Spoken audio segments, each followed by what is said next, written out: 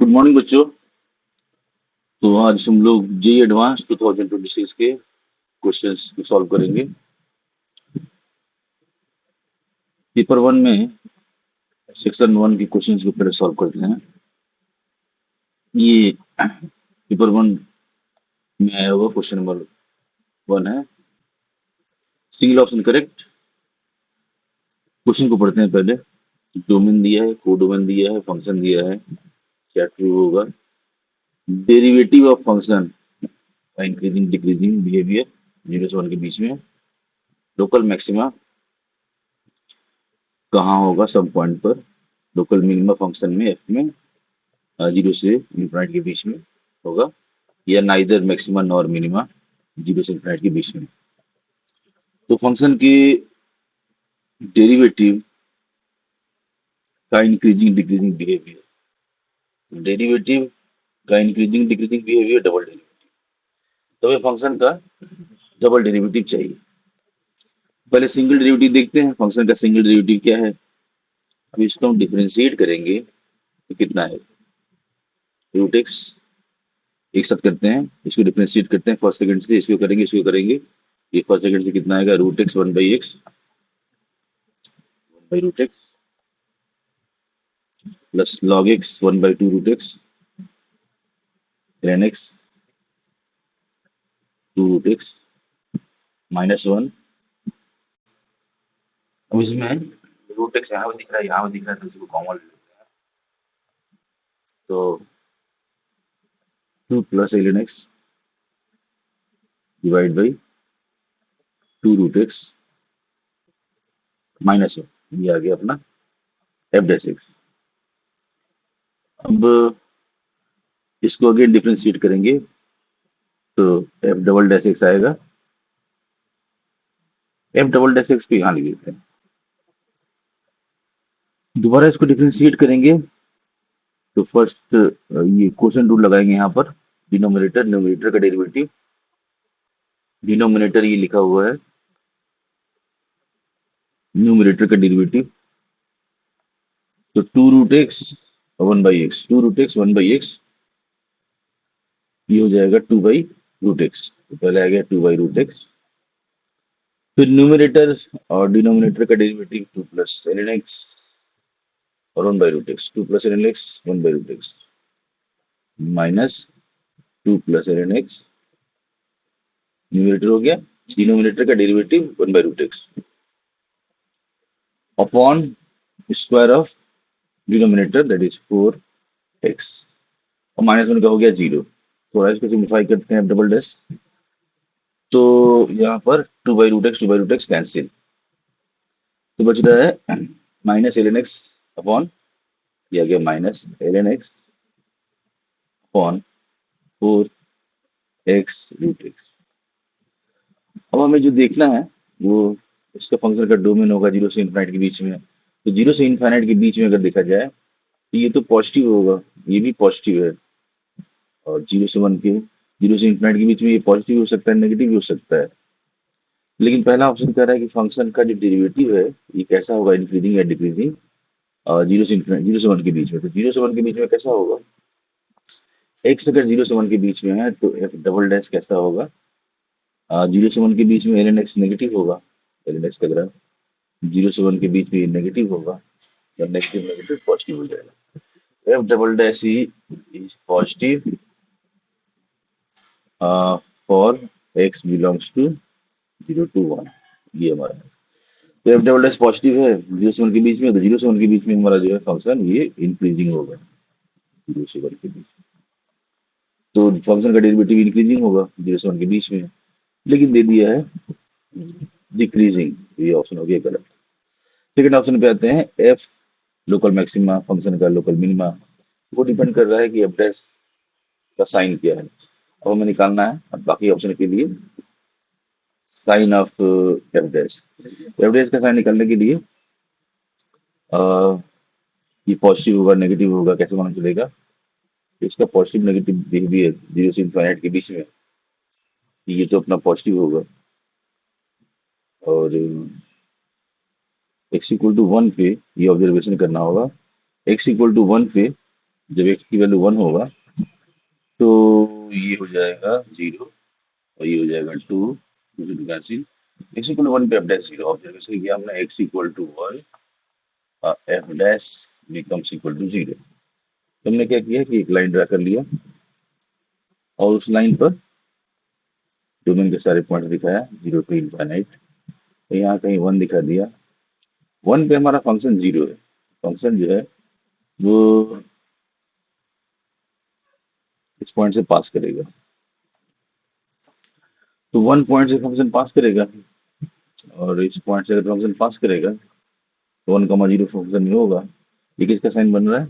Sign बन रहा है एफ डैश का। तो एफ डैश का हमें साइन बनाना है। 1 पे फंक्शन हमारा 0 होगा। अब 0 से 1 के बीच में ये फंक्शन कैसा है? 0 से 1 के बीच में फंक्शन हमारा है एफ डैश कैसा है? पॉजिटिव आ रहा है, तो वो इंक्रीजिंग है। तो जरूर उसका ग्राफ कुछ ऐसा रहा होगा। और 1 से इनफाइनाइट के बीच में अगर देखा जाए तो ये नेगेटिव आ जाएगा। 1 से इनफाइनाइट के बीच में ये चीज नेगेटिव आ जाएगा, मतलब ये डिक्रीजिंग होगा 1 से इनफाइनाइट के बीच में। तो 1, 0 से पास कर रहा है और ये इधर इंक्रीजिंग है, इधर डिक्रीजिंग है। तो यहाँ से क्या मालूम चल रहा है कि एफ डैश जो है वो थ्रू आउट क्या आ रहा है? 0 से कम आ रहा है, मतलब नेगेटिव आ रहा है। तो एफ डैश का साइन ऑलवेज क्या आ रहा है? लेस देन और इक्वल टू 0। एफ डैश हमेशा नेगेटिव आ रहा है, तो यहाँ पर एफ जो होगा फंक्शन वो लगातार क्या करेगा? डिक्रीज करेगा। एफ जो है लगातार डिक्रीज करेगा, तो इसमें क्या होगा? मैक्सिमम मिनिमम होगा नहीं, इसलिए डी ऑप्शन करेक्ट होगा। ठीक है, आगे बढ़ते हैं सेकंड क्वेश्चन पे।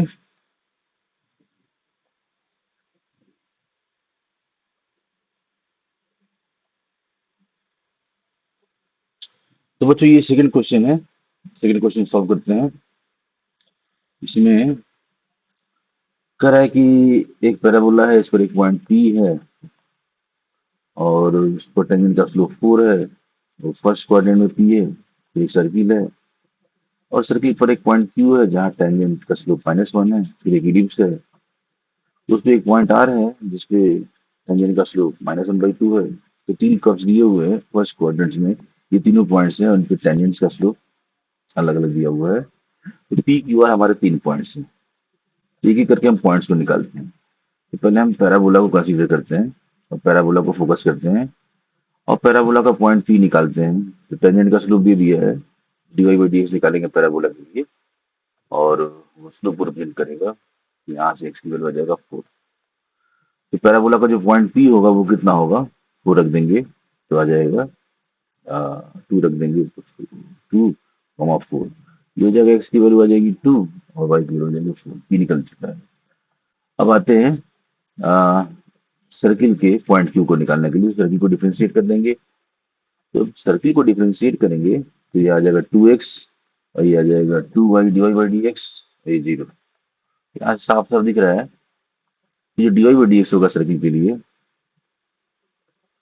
वो -x/y।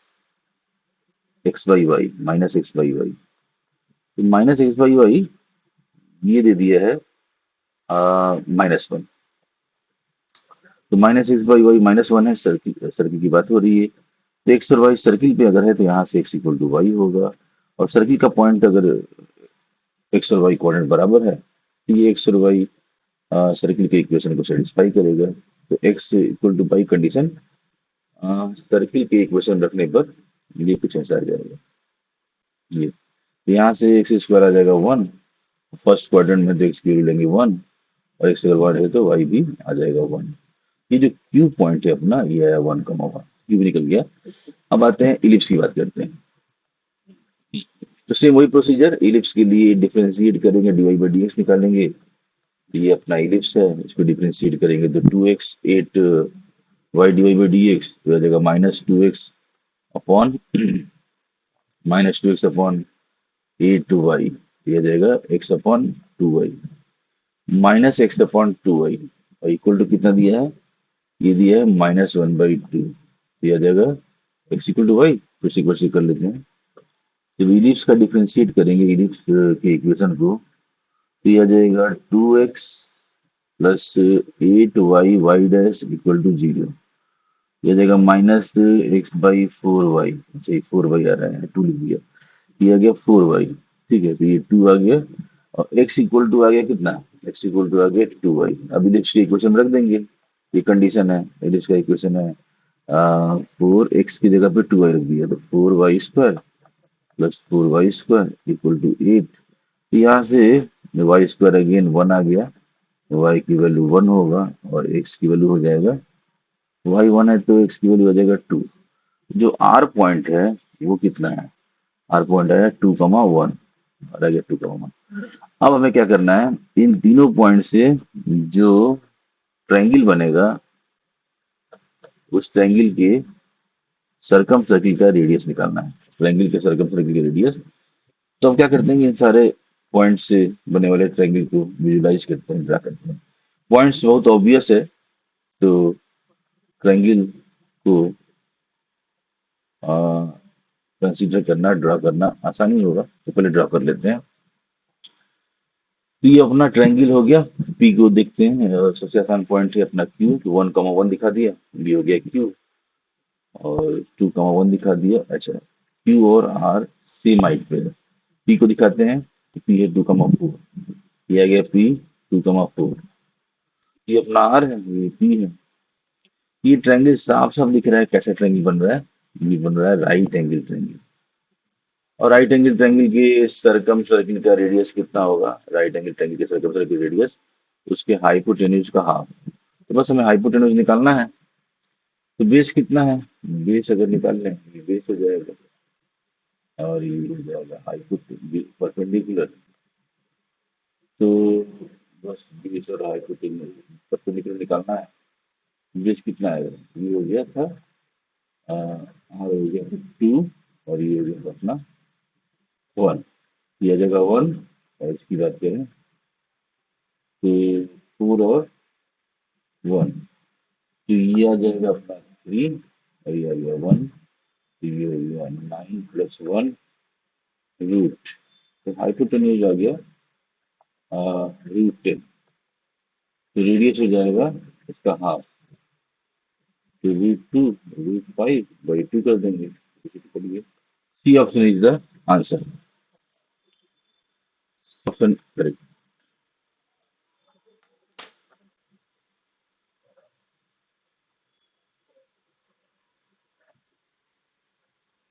हाँ तो बच्चों अब थर्ड क्वेश्चन पे आते हैं। थर्ड क्वेश्चन कह रहा है कि 3x3 आइडेंटिटी मैट्रिक्स है और इसमें एलिमेंट्री रो ट्रांसफॉर्मेशन। अगर हम आइडेंटिटी मैट्रिक्स पे ऑपरेट करें,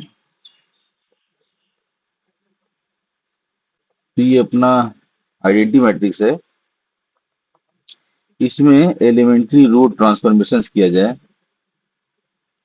मतलब कि रो कॉलम को इंटरचेंज किया जाए, रो में किसी कांस्टेंट से मल्टीप्लाई कर दिया जाए, ठीक है, या किसी रो में किसी दूसरे रो के कांस्टेंट मल्टीपल को ऐड सब्ट्रैक्ट किया जाए, ठीक है, एंड सो ऑन। तो इस तरह की ट्रांसफॉर्मेशन करने से मैट्रिक्स तो बदल जाएगा, लेकिन मैट्रिक्स के डिटर्मिनेंट की वैल्यू चेंज नहीं होगी ऑब्वियसली। और आइडेंटिटी मैट्रिक्स का डिटर्मिनेंट होता है 1। कि जो भी मैट्रिक्स मिलेंगे इस ट्रांसफॉर्मेशन से, वो जो मैट्रिक्स होगा उसका डिटर्मिनेंट की वैल्यू क्या होगा, अनचेंज रहेगा, मतलब 1 ही रहेगा एक्चुअली। तो हम देखते हैं कि ये पूछ रहा है क्वेश्चन कि कौन सा मैट्रिक्स को ऑब्टेन किया जा सकता है आइडेंटिटी में ईआरटी लगाकर। कि जो भी मैट्रिक्स मिलेगा उसका डिटर्मिनेंट क्या होगा, 1 होना चाहिए, ठीक है, क्योंकि एलिमेंट्री रूट ट्रांसफॉर्मेशन लगाएंगे तो डिटर्मिनेंट की वैल्यू चेंज नहीं होगी। अब देखते हैं कि इसका डिटर्मिनेंट नॉन जीरो 1 है। तो पहला तो ऑब्वियस गलत हो गया क्योंकि उसका डिटर्मिनेंट 0 हो जाएगा। फिर सी देखते हैं, सी ऑप्शन। तो अगर हम बी ऑप्शन चेक करते हैं, मान लीजिए, तो इसका हम लोग डिटर्मिनेंट निकालते हैं, थोड़ा सा सिंप्लीफाई कर देते हैं, इसको दोनों में सब्ट्रैक्ट कर देते हैं, तो ये पहला कॉलम वैसे ही रहेगा, दूसरा कॉलम अपना चेंज हो गया। तीसरा कॉलम भी फर्स्ट कॉलम से सब्ट्रैक्ट होकर कुछ ऐसा दिखेगा। अब इसका डिटर्मिनेंट निकालते हैं तो -2 हो जाएगा। अब डिटर्मिनेंट आया -2, जो कि नॉट इक्वल टू जीरो है। Determinant not equal to zero, वो कह रहा है कि which of the following matrix can be perform elementary root transformations on 3 cross 3 matrix. तो 3 क्रॉस 3 मैट्रिक्स पे एलिमेंट्री रूट ट्रांसफॉर्मेशन लगाएंगे तो क्या डिटर्मिनेंट की वैल्यू -2 आ सकती है? देखते हैं सी ऑप्शन क्या होगा। सी ऑप्शन के मैट्रिक्स के डिटर्मिनेंट की वैल्यू फिर से क्या करते हैं कि फर्स्ट कॉलम से सब्ट्रैक्ट कर देते हैं। तो फर्स्ट कॉलम में 1 2 2, सेकंड कॉलम में वो सब्ट्रैक्ट होगा, और थर्ड कॉलम में फर्स्ट कॉलम को सब्ट्रैक्ट करते हैं। थर्ड कॉलम को फर्स्ट कॉलम में सब्ट्रैक्ट करते हैं। अब इसके डिटर्मिनेंट की वैल्यू निकालेंगे तो इसका डिटर्मिनेंट कितना होगा? 6 - 6 जीरो आ गया। तो ये तो पॉसिबल नहीं है। एक चीज हो गया, सी भी पॉसिबल नहीं, जीरो आ गया। अब डी को देखते हैं एक बार, डी की वैल्यू। तो डी का डिटर्मिनेंट कितना आएगा? तो इसे यहाँ पर फर्स्ट कॉलम के रेस्पेक्ट में एक्सपेंड कर देते हैं, C1 के रेस्पेक्ट में इसको एक्सपेंड कर देते हैं। तो पहला एलिमेंट होगा 1 और 3 - 4, तो -1 आ गया। अब फिर फर्स्ट कॉलम का सेकंड मेंबर होगा -1, और -1 के बाद माइनर की वैल्यू रख देंगे, माइनर की वैल्यू 3 - 2 1। ठीक है, तो ये आ गया -2, ये भी आया। तो हमारे पास फिर से एक बार चेक कर लेते हैं। ये फर्स्ट 1 के साथ देखेंगे तो 1 के साथ आ जाएगा 3 - 4 -1, ठीक है। -1 के साथ देखेंगे, -1 +1 था एक्चुअली, +1 था तो ये आ गया 0, ये आ गया अपना 0। इसका मतलब डी ऑप्शन भी नहीं है, लेकिन बी ऑप्शन हमारा आया है -2। तो क्या एलिमेंट्री रो कॉलम ट्रांसफॉर्मेशन से -2 आ सकता है? हाँ, आ सकता है, क्योंकि हम किसी भी रो में किसी स्केलर से मल्टीप्लाई कर देंगे तो उसकी डिटर्मिनेंट की वैल्यू कुछ और नॉन जीरो आ सकती है। इसलिए 1 से डिटर्मिनेंट की वैल्यू जीरो नहीं आ सकती, क्योंकि स्केलर जीरो नहीं होना चाहिए। That's why we can say B option can be possible by elementary row transformations in identity matrix. Okay,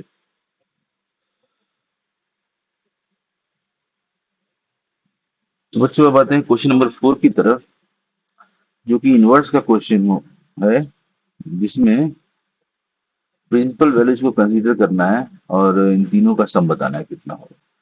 ये कॉट इनवर्स कॉट माइनस को हम बाहर ले लेंगे, और ये तो अपना सिंपल है, कॉस इनवर्स 1/2 है, और ये 2 थीटा का फॉर्मूला लगा देंगे। तो माइनस साइन यहाँ बाहर आएगा, और ये कॉट इनवर्स -x का फॉर्मूला लगा देंगे, तो ये कुछ हो जाएगा pi minus cot inverse cot 11, ठीक है। और ये तो हो गया अपना पाई/4, और ये हो जाएगा पाई/2, साइन पाई/2 1, तो ये 10 आएगा, ठीक। आगे बढ़ते हैं, इसकी वैल्यू तो ये 10 इंटू ये थीटा मान लिया, ये हो गया 2 sin θ cos θ, ठीक है। और tan थीटा कितना हो गया? 2 हो गया, भी हो गया। तो tan थीटा 2 है, तो यहाँ से हम sin θ cos θ की वैल्यू निकाल देंगे। कॉट इनवर्स कॉट 11 निकालने के लिए थोड़ा ग्राफ याद कर लेते हैं। ये कुछ कॉट इनवर्स कॉट का ग्राफ होता है इस तरह से, ठीक है। तो 0 से पाई, पाई से 2 पाई, एंड सो ऑन। इसका मतलब इसके ग्राफ के लिए हमें देखना होगा कि जो हमारा इनपुट है वो कौन से दो इंटीग्रल मल्टीपल ऑफ पाई के बीच में आ रहा है। इनपुट यहाँ पे 11 है, और 11 लाई करेगा 3 पाई और 4 पाई के बीच में। 3 पाई से 4 पाई के बीच में कॉट इनवर्स कॉट एक्स किस लाइन सेगमेंट से डिफाइन होगा? वो हो जाएगा एक्स, क्योंकि हर जगह स्लोप 1 है, माइनस, जैसे यहाँ पर देखिए यहाँ पे पाई से 2 पाई है तो माइनस एक्स माइनस पाई, ये हो जाएगा एक्स माइनस 2 पाई। तो एन पाई से n+1 पाई के बीच में एक्स माइनस एन पाई, तो ये हो जाएगा एक्स माइनस 3 पाई। एक्स कितना है 11, यहाँ से कॉट इनवर्स कॉट 11 की वैल्यू आ जाएगी 11 - 3 पाई। तो आते हैं वापस, ये हो गया अपना 11 पाई - 3 पाई माइनस है, और यहाँ पे हो जाएगा 11 - पाई 3 पाई, और फिर प्लस टेन और 2 tan थीटा। tan थीटा कितना, साइन थीटा, 2 sin थीटा। तो tan थीटा अगर 2 है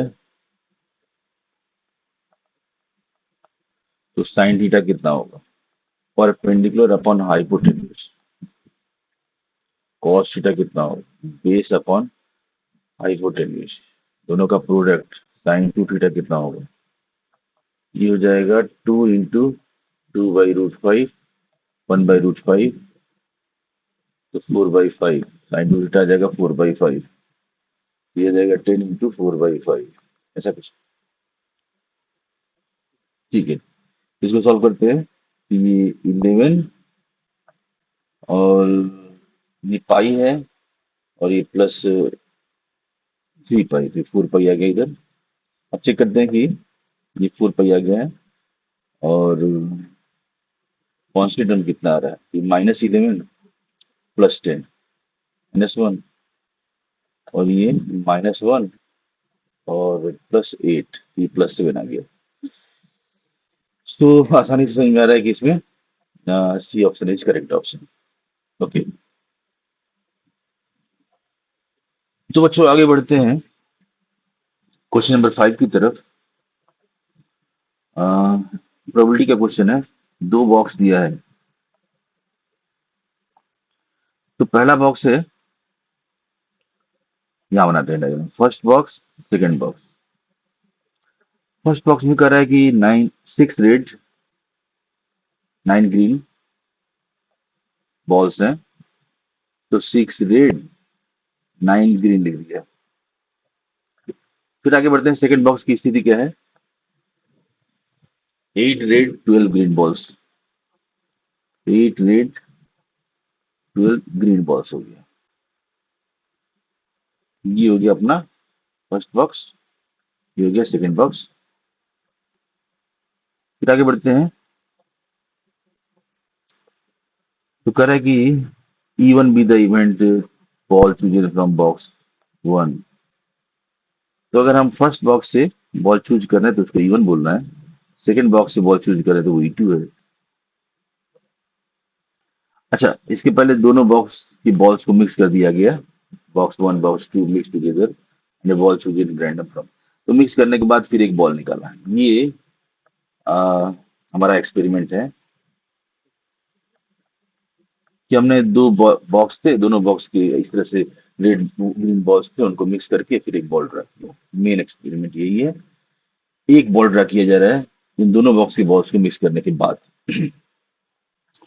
तो पहले बॉक्स की ये स्थिति है, सेकंड बॉक्स की ये स्थिति है। फर्स्ट बॉक्स के बॉल का बॉल ड्रा हुआ हो इवन प्रोबेबिलिटी, इवन इवेंट है, और सेकंड बॉक्स से बॉल ड्रा हुआ हो उस इवेंट को बोल दिया E2।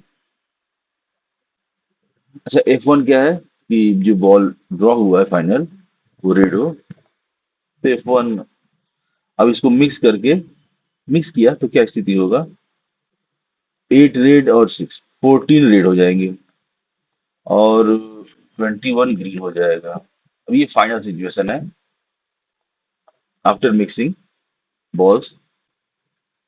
तो ये हमने इसमें से एक बॉल ड्रा किया।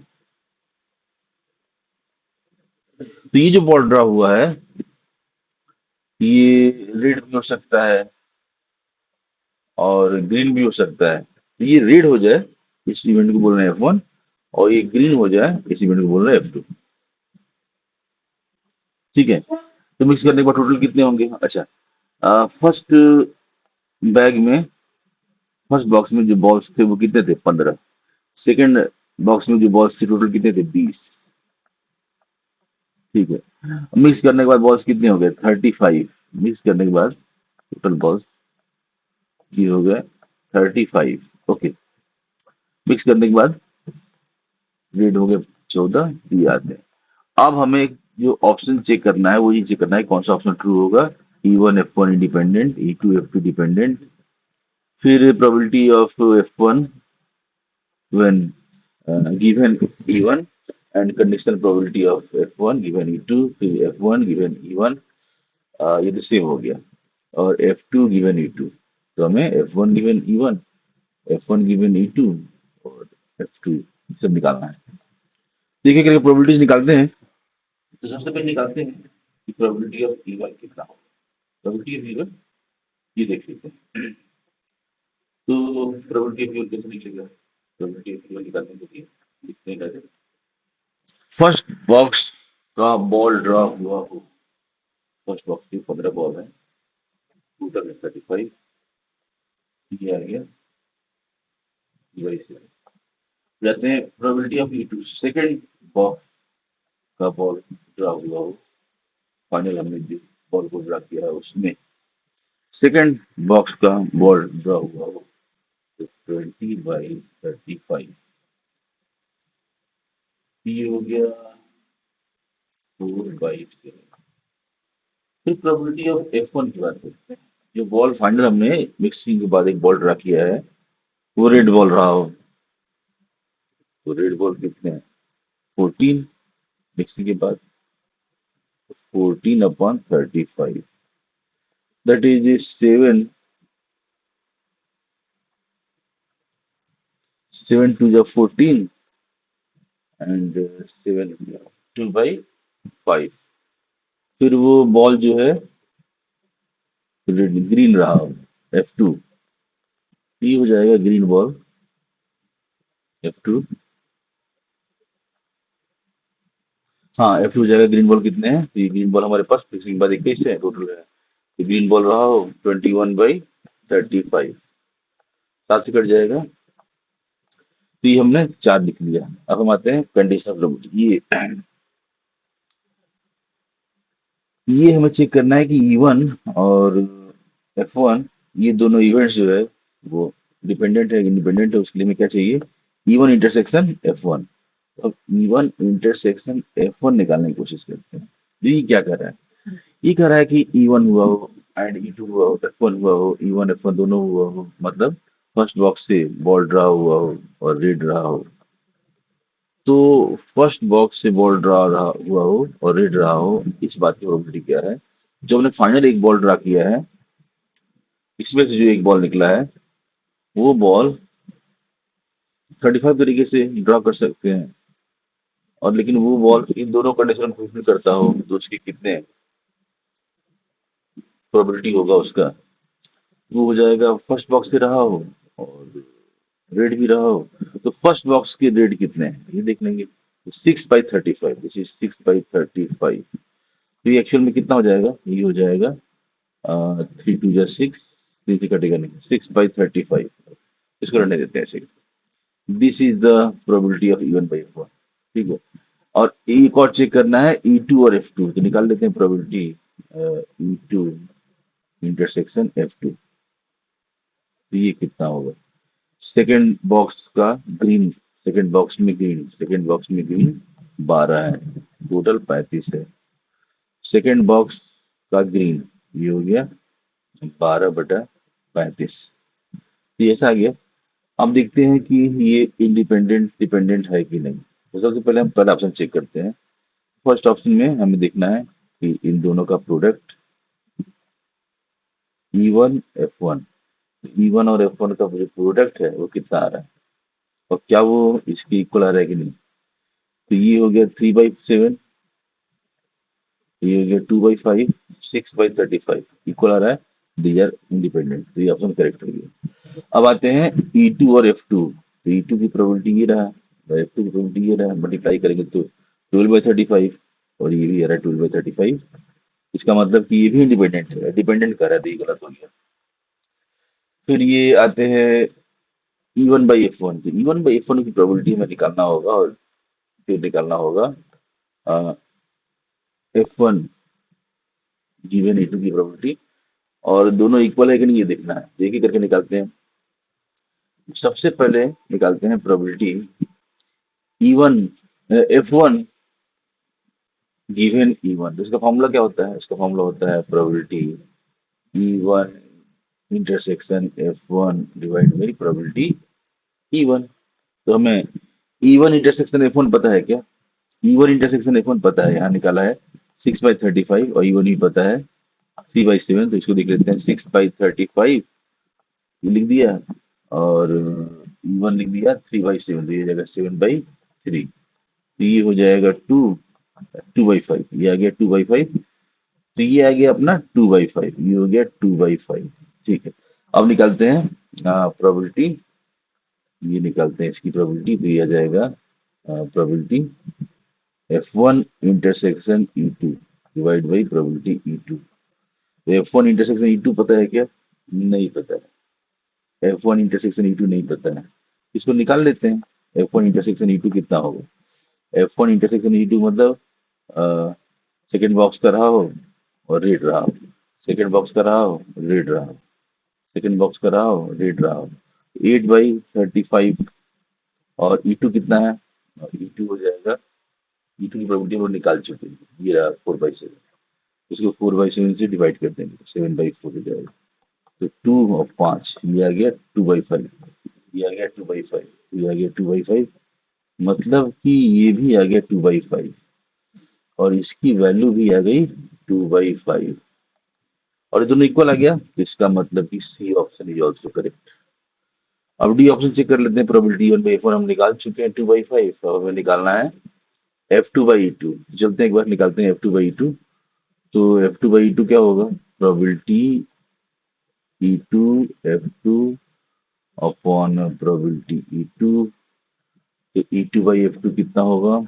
ये हो जाएगा सेकेंड बॉक्स का ग्रीन, सेकेंड बॉक्स का ग्रीन, नहीं, F2 का मतलब हो गया ग्रीन, F2 का मतलब हो गया ग्रीन, ठीक है। हाँ, तो ये हो गया सेकेंड बॉक्स का ग्रीन, सेकेंड बॉक्स का ग्रीन ये है। अब ये हो जाएगा 12 और बटा 35, और E2 हमने निकाल चुका है, E2 है अपना 7/4। ये हो जाएगा 5, ये हो जाएगा 3, 3/5 आ रहा है, ये 3/5 आ रहा है। तो इसको लिख देते हैं 3/5। एक अपना है 2/5, एक अपना है 3/5, और कह रहा है ग्रेटर। 2/5 का मतलब 10.4, 3/5 का मतलब 6। तो क्या 0.4? क्वेश्चन नंबर 6 पे आते हैं। 3D का क्वेश्चन है, एक प्लेन दिया है, और कह रहा है कि उस प्लेन में एक लाइन है, प्लेन का नॉर्मल और लाइन का डी आर परपेंडिकुलर हो जाएगा, और वो प्लेन परपेंडिकुलर है एक दूसरे प्लेन के। तो प्लेन का नाम पी है, और उसका डी आर मान लेते हैं ABC। तो लाइन चूंकि प्लेन में है, तो लाइन का डी आर और प्लेन का नॉर्मल परपेंडिकुलर होगा, इक्वेशन बना लिया। और ये जो प्लेन है वो इस प्लेन के परपेंडिकुलर है, दोनों के नॉर्मल अगेन आपस में परपेंडिकुलर हो जाएंगे। तो प्लेन पी का डी आर नॉर्मल का, और इस प्लेन का जो डी आर है, प्रोडक्ट -1 A+2B+3C, ये जाएगा A+2B+3C इक्वल टू 0। सॉल्व कर लेते हैं, जैसे ए upon B1 C2 minus B2 C1, तो 9 - 2 is 7। Again B upon C1 into 6 minus 1, that is 5, 6 minus 1 is 5, B upon B, B upon C1 into minus C2। तो 1 minus ये आ जाएगा -5, क्योंकि ये हो जाएगा B अपॉन कितना? B upon C1A2 minus C2A1, this is C1A2 minus C2A1, तो 1 - 6 दैट इज -5। ठीक है, ध्यान दीजिए, ए के नीचे क्या होगा? ए के नीचे होगा A1B2 माइनस A2B1, तो ये इसमें मल्टीप्लाई होगा पहले, फिर minus sorry A1 B2 - A2 तो ये इसमें होगा, माइनस से शुरू करेंगे, 9 - 2 हो जाएगा, लेकिन बी के नीचे करना है ना, तो ये हो जाएगा C1 A2 - C2, ये पहले मल्टीप्लाई होगा, ठीक है। तो आगे बढ़ते हैं, हम सी अपॉन देखते हैं कितना आएगा, तो ये आ जाएगा C upon A1 B2 - A2 - A2 B1, ये हो गया 6, A1 B2 - A2 B1, ये आ जाएगा 4 - 3, तो ये आ जाएगा 1। तो हमारा प्लेन पी का नॉर्मल मिल गया है, जो कि 7 - 5 1, और कांस्टेंट कैसे मिलेगा, तो उसके लिए हम ये जो लाइन गिवन था प्लेन में, इसका फिक्स पॉइंट और प्लेन पी का फिक्स पॉइंट सेम होगा, तो प्लेन पी का इक्वेशन मान लेते हैं, ax plus B Y plus C Z plus D equal to 0। Okay, ax plus B Y plus C Z यहाँ केवल है, तो यही है, हमने डी मान लिया, डी निकालना है हमको, तो रखते हैं इसमें, ये पता है 7 - 5 1, तो ये आ गया है 7 - 5 1, ठीक, ये आ गया है प्लेन का, ये प्लेन का नाम पी। तो a x plus B Y plus C Z plus d, a x कितना होगा, ये एक्स वाई जेड कितना है, एक्स वाई जेड आ गया यहाँ से, ये X Y Z 1 3 - 2, X Y Z हो गया 1 3 - 2, 1 3 - 2। अब आगे बढ़ते हैं, ए बी सी लिख देते हैं, 7 - 5 और 1, ठीक है, plus D equal to 0। Again solve करते हैं इसको, दिया जाएगा 7 और -5 और कितना 3, -15 - 2 प्लस डी, यहाँ से डी निकाल लेते हैं, तो डी आ जाएगा 8 7 15, -8 - 2, डी आ गया 10। अब आ गया डी इक्वल टू 10, तो डी इक्वल टू 10 आ गया, तो ये हमारा सही इक्वेशन है, ये प्लेन का इक्वेशन आ चुका है, क्योंकि प्लस डी लेफ्ट में आया था, ये अपने डी का प्लेन पी का इक्वेशन, प्लेन का इक्वेशन मिल गया। अब कह रहा है कि P1 एक प्लेन है जो इस पॉइंट से पास करता है और पी के पैरेलल है, फिर पी के पैरेलल है P1, पी के पैरेलल है P1, तो P1 का इक्वेशन भी कैसा होगा, कुछ ऐसा ही होगा, और D1 मान लेते हैं, और ये पास करेगा किस पॉइंट से, 4 2 2 से, 4 2 2 से पास करेगा, ये 4 2 2 से पास करेगा, तो सेटिस्फाई करेगा 4 2 2, 28 -10 +2 प्लस D1 इक्वल टू 0। ये सॉल्व करते हैं, बच्चे करते हैं, 28, ये हमने लिख देते हैं, 4 2 2 से पास करेगा P1, P1 का इक्वेशन पैरेलल है P के, तो प्लस D1 मान लिया है, 4 2 2 28 और -10 +2, ठीक है, ये कितना आएगा -18, ये हो जाएगा, सॉरी, ये हो जाएगा 18 और 2 20, ये हो गया D1 equal to -20, D1 equal to आ गया -20, D1 है -20 और D है कितना, D1 है -20 और D आ गया है 10, D1 अपना है -20, ठीक है, तो D1 आ गया है बेटा -20, और D कितना है, D आया है 10, ठीक है, D1 आया है -20 और D आया है 10, देखो बड़ा कंफ्यूजिंग है, तो अब हमें डिस्टेंस भी निकालना है, तो ये जो डिस्टेंस होगा, ये कितना होगा, ये होता है D1 - D2, D1 - D2 करेंगे, -30 का mod upon a square plus b square plus c square, तो 49 + 25 + 1, ये आ जाएगा 50 75, 5√5 सॉरी 50 75 हो जाएगा, 25 × 3, 5√3 आ जाएगा, ये 5√3 हो जाएगा 6, तो ये आएगा 6/√3, दिस इज इक्वल टू 6/√3 कितना होगा, 2 × 3, 2√3 ये हो जाएगा 2√3, कितना कितना दिया, 2√3 दिया। Okay, so C option is, ये डिस्टेंस बिटवीन प्लेन्स है ना, दिया जा रहा है distance between plane p and P1, ये तो डिस्टेंस निकालना है, डिस्टेंस ऑफ प्लेन पी और पी और डी वन के बीच का डिस्टेंस 30 दिया। ये कैसे आएगा? D one minus d two upon under root a square c square होता है। तो d one minus d two करेंगे कितना आएगा? 30 आ जाएगा, ऐसे ही। Under root a square plus b square plus c square करेंगे तो 49 प्लस 25 प्लस 1 75 आ जाएगा, यानी 5 रूट 3। 5 6 35, 6 में इतना आ रहा है। देखते हैं आगे। तो गड़बड़ी लग रहा है बी ऑप्शन। तो ये देखते हैं कि डिस्टेंस ऑफ प्लेन पी इतना है, ओरिजिन ओरिजिन से कितना डिस्टेंस आ रहा है, किसका? प्लेन पी का। तो अगेन प्लेन पी का ओरिजिन से डिस्टेंस पी हमारा ये लिखा हुआ है, इसका ओरिजिन से डिस्टेंस निकालना है।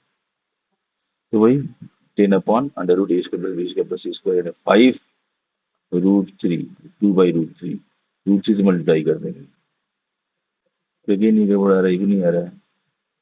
ये अगर प्लेन का इक्वेशन है तो इसका ओरिजिन से डिस्टेंस, तो ये हमने क्या करेंगे, ओरिजिन से इसका मॉड लेंगे, under root a square plus b square plus c square की 10 आ गया। और 50 प्लस 25 75, √75 कितना होगा? 5 रूट 3, 2/√3, √3 से मल्टीप्लाई करेंगे, चलो मान लेते हैं आपसे गलत होगा, क्योंकि ये आ रहा है 2/√3, ये है 2। तो डी ऑप्शन देखते हैं। एंगल बिटवीन इतना और प्लेन पी, प्लेन पी निकल चुका है ये।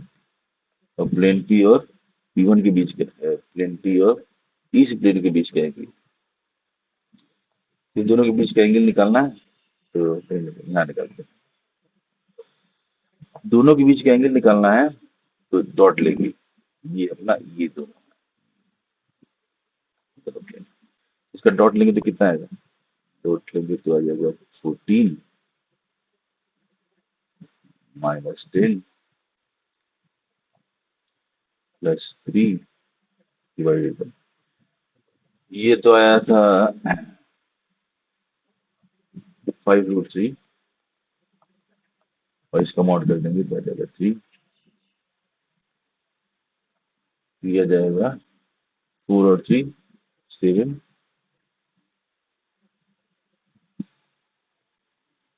7/5 3√3, ठीक है, माइनस,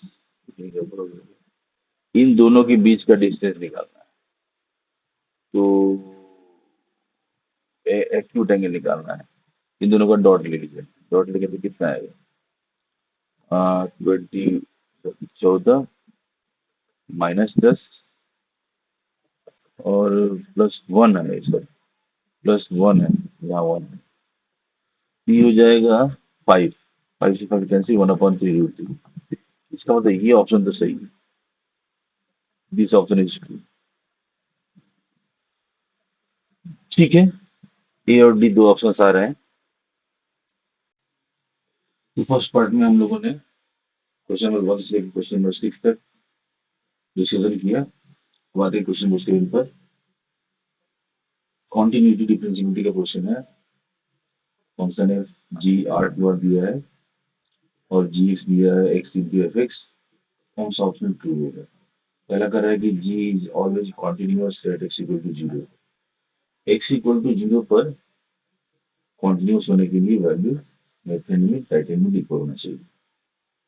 तो चेक करते हैं वैल्यू कितना है, राइट हैंड कितना है, लेफ्ट हैंड कितना है। तो वैल्यू आ गई है 0, क्योंकि 0 पर ये 0 हो जाएगा। जी की बात हो रही है, तो जी की 0 पर लेफ्ट हैंड लिमिट, ये हो जाएगा limit h tends to 0 minus H F of minus H, minus H F of minus H. ये आ गया अपना 0 पर लेफ्ट हैंड लिमिट, जो कि इक्वल है माइनस के limit h tends to 0 h into F of minus H. वैसे ही जी की 0 पर राइट हैंड लिमिट कितना होगा? ये हो जाएगा h tends to 0 h into F of h, h tends to 0। तो वैल्यू 0 आ रहा है, ये लिमिट, क्या ये लिमिट 0 होगी? ये 0 होगा, तो एच तो टेंड कर रहा है 0। एफ ऑफ एच पता नहीं, एफ ऑफ माइनस एच पता नहीं, तो एफ एफ के बारे में कुछ दिया नहीं, क्योंकि ये इनफाइनाइट भी हो सकता है। अगर ये इनफाइनाइट होगा,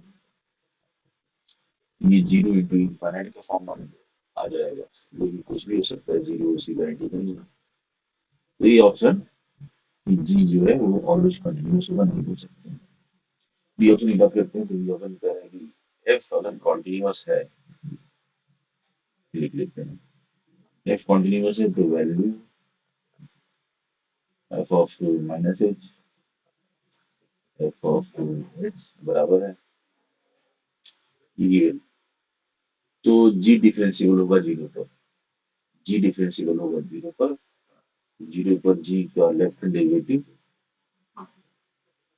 जी ऑफ जीरो कितना है, जीरो, तो G of G dash zero minus H,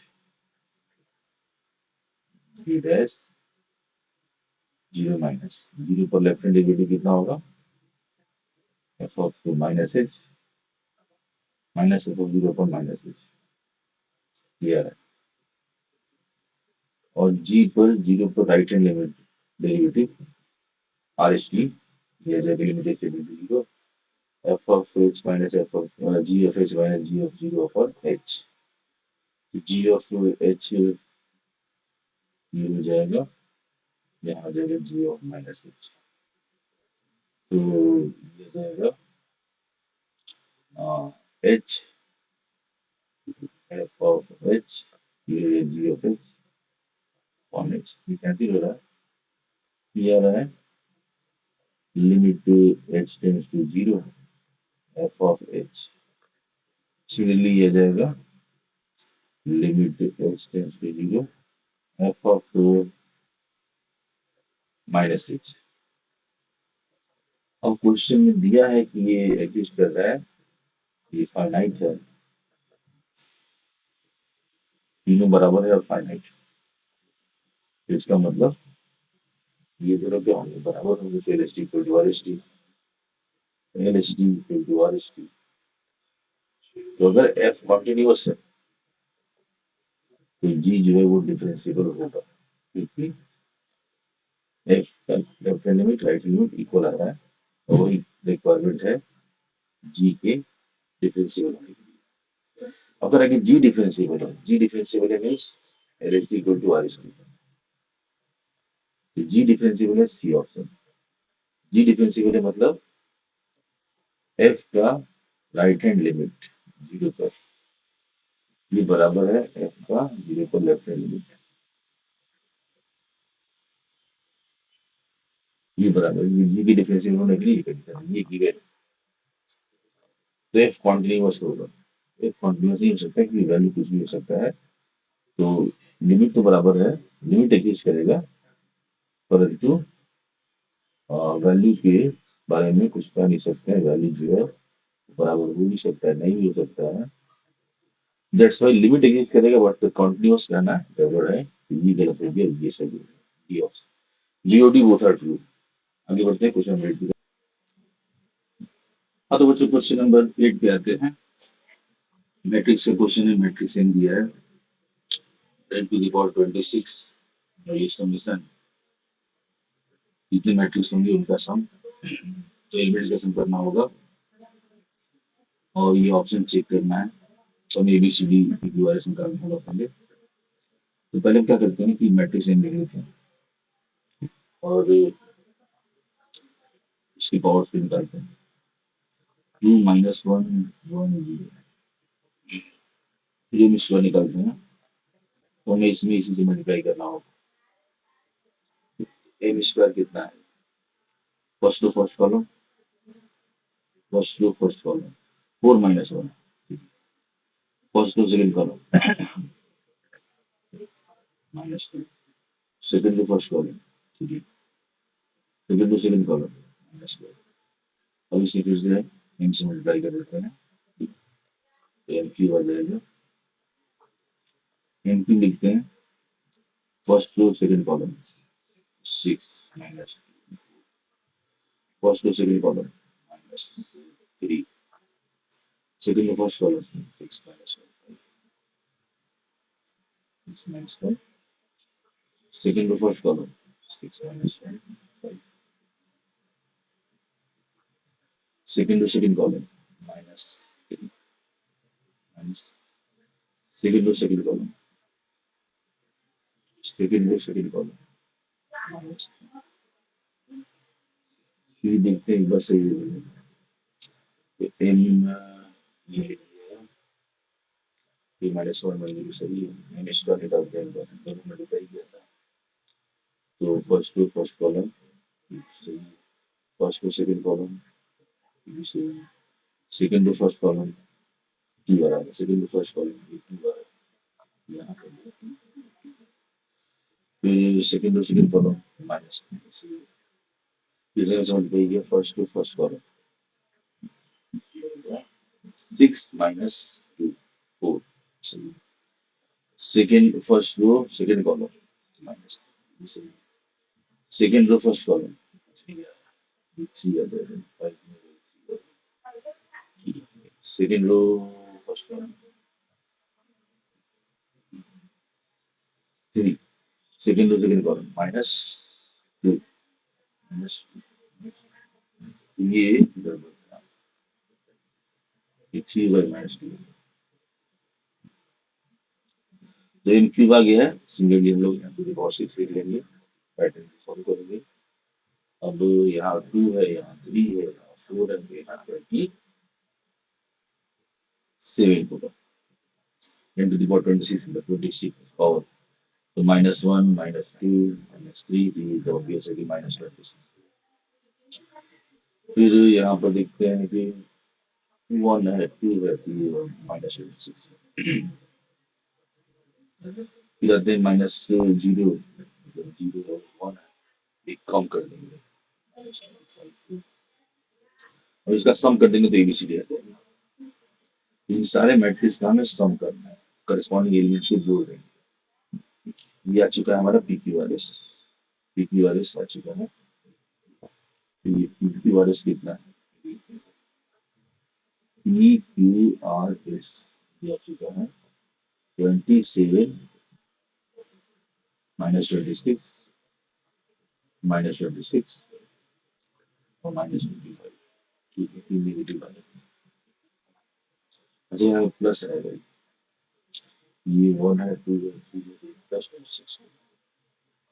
अच्छा आगे बढ़ते हैं, प्लस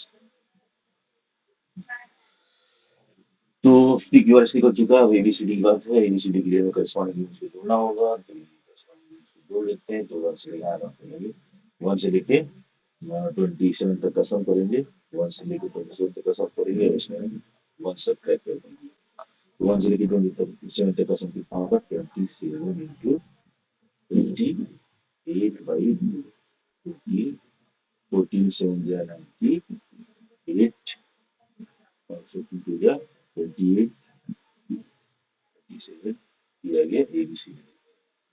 एबीसीडी कितना है यहाँ? एबीसीडी हो जाएगा 378, ये आ गया। अभी की बात करते हैं, ये आ गया 378, माइनस 1 भी करना है, माइनस 1 भी करना है, ये आ गया। फिर यहाँ पर 192 से स्टार्ट हुआ है, तो ये आ गया 377, ये सारा आकर 38, ये गलत हो गया, ठीक है, गलत होने के लिए यहाँ पर इंडिविजुअल में गलत हो सकता था। अब क्या करते हैं कि इन सबको जोड़ते हैं। ये 26 का कसम है, 1 से लेकर माइनस में आएगा, ये माइनस में आएगा, 26 का कसम कर लेते हैं, और ये 26 का कसम हो जाएगा 26, 27 बाई 2, ये आ जाएगा 13, 91, 9, 26, 9, 35, 26, 9, 35, 351, 350, और यहाँ प्लस में आएगा वही चीज 350 का। और यहाँ पर देखते हैं सेकंड कॉलम में 0, माइनस 1, माइनस 2, तो 0 से लेके 25 तक, 25 तक का सम कितना होगा? 25, 26 बाई 2, 65 और 6, 26 और 6, 32, 325, 325 एबीसीडी आ चुका है। और अपना एबीसीडी भी आ गया, पीक्यूआरएस भी आ गया। तो आगे बढ़ते हैं, ऑप्शन चेक करते हैं। एम एन, ये पहला ऑप्शन था, ये तो गलत है।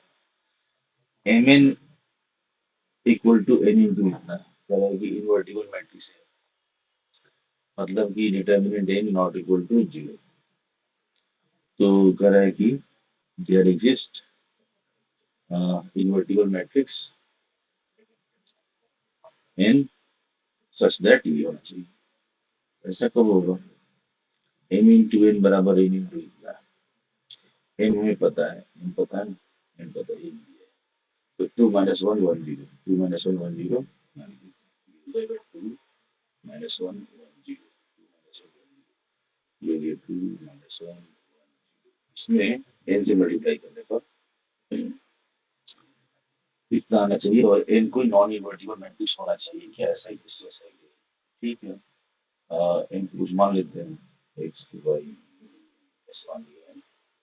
तो यहाँ भी लिख दिया एक्स टू वाई, और ये ले लिया अपना वन जीरो वन वन और जीरो वन। इसको मल्टीप्लाई सॉल्व करके देखते हैं एक्स वाई और यू भी कितना आ रहा है। तो इसको सॉल्व करने जब चलेंगे तो इन दोनों का प्रोडक्ट और दोनों का प्रोडक्ट बराबर करेंगे। तो प्रोडक्ट को बराबर करते हैं, फर्स्ट रो फर्स्ट कॉलम, दोनों का प्रोडक्ट बराबर करेंगे और देखेंगे कि बराबर हो रहा है कि नहीं, और एक्स वाई यू भी निकाल लेंगे और फिर उसका डिटरमिनेंट चेक करेंगे ये कैसा है। अगर नॉन जीरो आ गया तो फिर सही है, मल्टीप्लाई करते हैं, चार इक्वेशन बनेगा। पहला क्वेश्चन क्या होगा, ये दोनों का प्रोडक्ट, यहाँ लिख लेते हैं प्रोडक्ट, यहाँ लिखते हैं प्रोडक्ट इन दोनों का, और फिर इन दोनों का प्रोडक्ट यहाँ लिख लेते हैं। ठीक है, दोनों बराबर कर देंगे। First to first column, first row first column, first row सीधा इक्वेशन लिखते हैं। फर्स्ट रो फर्स्ट कॉलम आ गया टू एक्स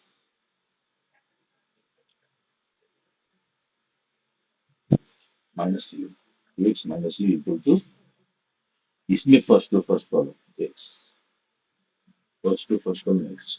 ठीक है, फिर first to second column, first to second column हो जाएगा टू वाई माइनस वी, और फर्स्ट टू सेकंड कॉलम ये जाएगा एक्स प्लस वाई। फिर second row first column, second row first column करेंगे, ये जाएगा एक्स, और सेकंड रो फर्स्ट कॉलम किया x, second row first column करेंगे तो यू, एक्स इक्वल टू है, अच्छी बात।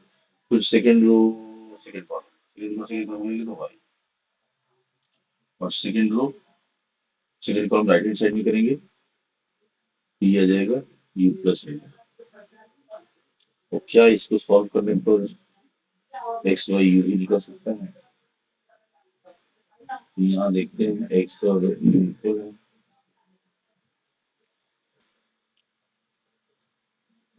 तो ये हमारे पास चार इक्वेशन है, इसे सॉल्व करना है। ये चेक करना है कि इसको हमने इक्वेट किया था, चार इक्वेशन बना है, चार इक्वेशन ध्यान देते हैं। ये इक्वेशन और ये इक्वेशन तो सेम है, तो इसको हटा देते हैं और लिख देते हैं एक्स इक्वल टू यू। फिर इन दोनों इक्वेशन को देखते हैं बचा हुआ, तो एक्स तो यू आ गया और वाई हो गया यू प्लस बी, और इस वाई को अगर लेफ्ट हैंड साइड भेजेंगे तो वाई इक्वल टू आएगा एक्स प्लस वी, और वी है x plus x you. Finally हमारे पास एक्स वाई आ रहा है यू प्लस वी। ठीक है, एन को यू और वी में लिखते हैं। एन जो मैट्रिक्स है उसको यू और वी में अगर लिखें तो ये एक्स और वाई आ चुका है, ये वन है, ये एक्स है।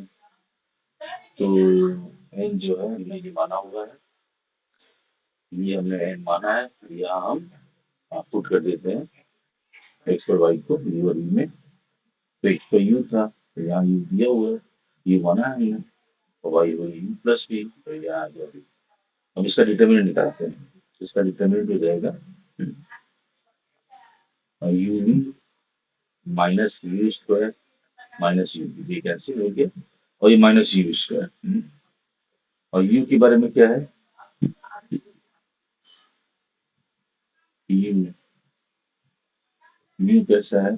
यू एलिमेंट बना हुआ है यहाँ पे एन के बारे में, रियल इंक्रीज कर रहा है, मतलब कोई भी रियल नंबर हो सकता है यू अगर जीरो होगा तो डिटर्मिनेंट एन जीरो होगा, लेकिन नॉन जीरो होगा तो करेंगे क्या, कोई मैट्रिक्स एग्जिस्ट करेगा? तो हाँ, बहुत सारे मैट्रिक्स यूज करेंगे। ठीक है, तो ये ऑप्शन हो गया करेक्ट, और बी ऑप्शन हो गया रॉन्ग। ये ऑप्शन करेक्ट है, बी ऑप्शन हो गया रॉन्ग। सी की बात करते हैं। तो सी को चेक करते हैं, हमारे पास ये पी क्यू आर एस निकल चुका है, और एम एन दिया हुआ है।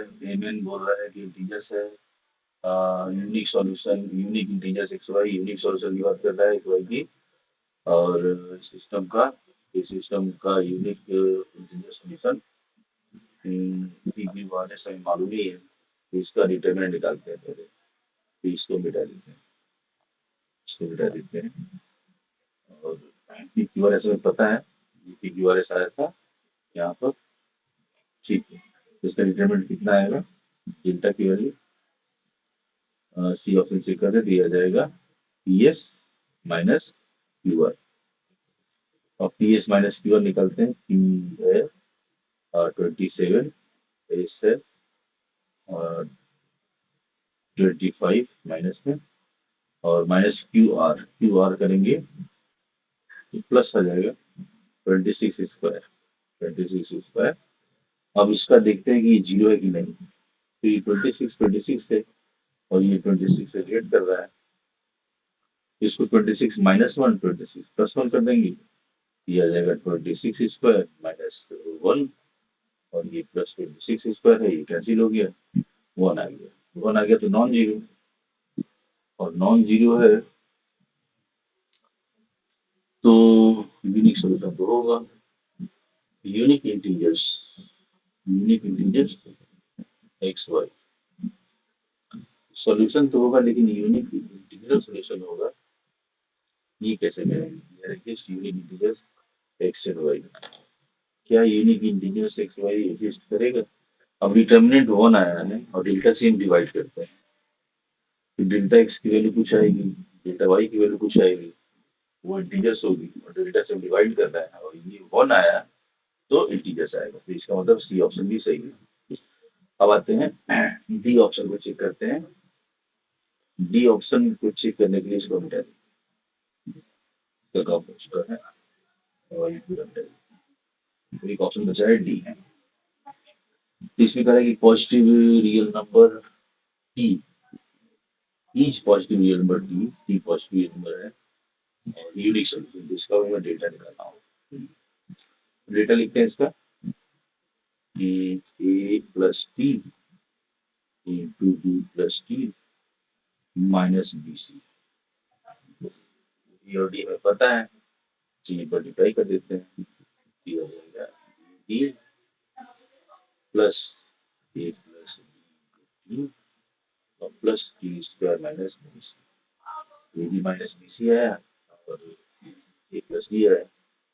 तो ए और डी तो यहाँ लिखा हुआ है, ए इंटू डी करते हैं तो ये आएगा 377 325। ठीक है, माइनस बी सी कर देते हैं, बी सी करेंगे तो ये आ जाएगा प्लस 351 स्क्वायर। फिर ए प्लस डी करते हैं, ए प्लस डी करेंगे तो अच्छा आएगा 377 प्लस 325 इंटू टी। अच्छा, टी पता नहीं है। पॉजिटिव इंटीजर, पॉजिटिव रियल, और टी करेक्ट यूनिक सॉल्यूशन, तो डेटा क्या आना चाहिए? Not equal to zero. और यूनिक सॉल्यूशन के लिए डेटा नॉट इक्वल टू जीरो आना चाहिए। देखते हैं इसका डेटा क्या आ रहा है, जीरो नहीं आना चाहिए, तो ये क्वाड्रेटिक बन गया। अब ये क्वाड्रेटिक है और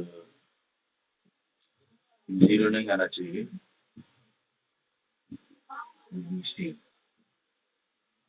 प्लस प्लस प्लस है ना, कुछ लिख लेते हैं ए डी की है प्लस, और माइनस बीसी करेंगे प्लस हो जाएगा। ठीक है, तो कह रहे हैं कि इसका value not equal to zero.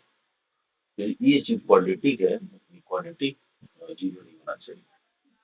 तो इसका डिस्क्रिमिनेंट अगर हम नेगेटिव प्रूव कर दें, नेगेटिव प्रूव कर दें तो वैल्यू पॉजिटिव आएगा, नॉट इक्वल टू जीरो आएगा। तो इसका डिस्क्रिमिनेंट हमें निकालना होगा। तो ये 51 है, 351 का स्क्वायर, और 51 से रिलेट कर रहा है क्या? 51 26, 26, तो 26 में ऐड करके 51 हो जाएगा, और 26 सब्ट्रैक्ट करके भी आएगा, नहीं आ रहा। ठीक है, 26 में एक्सप्रेस करते हैं कि 50 से एक्सप्रेस करते हैं तो 350 और -25।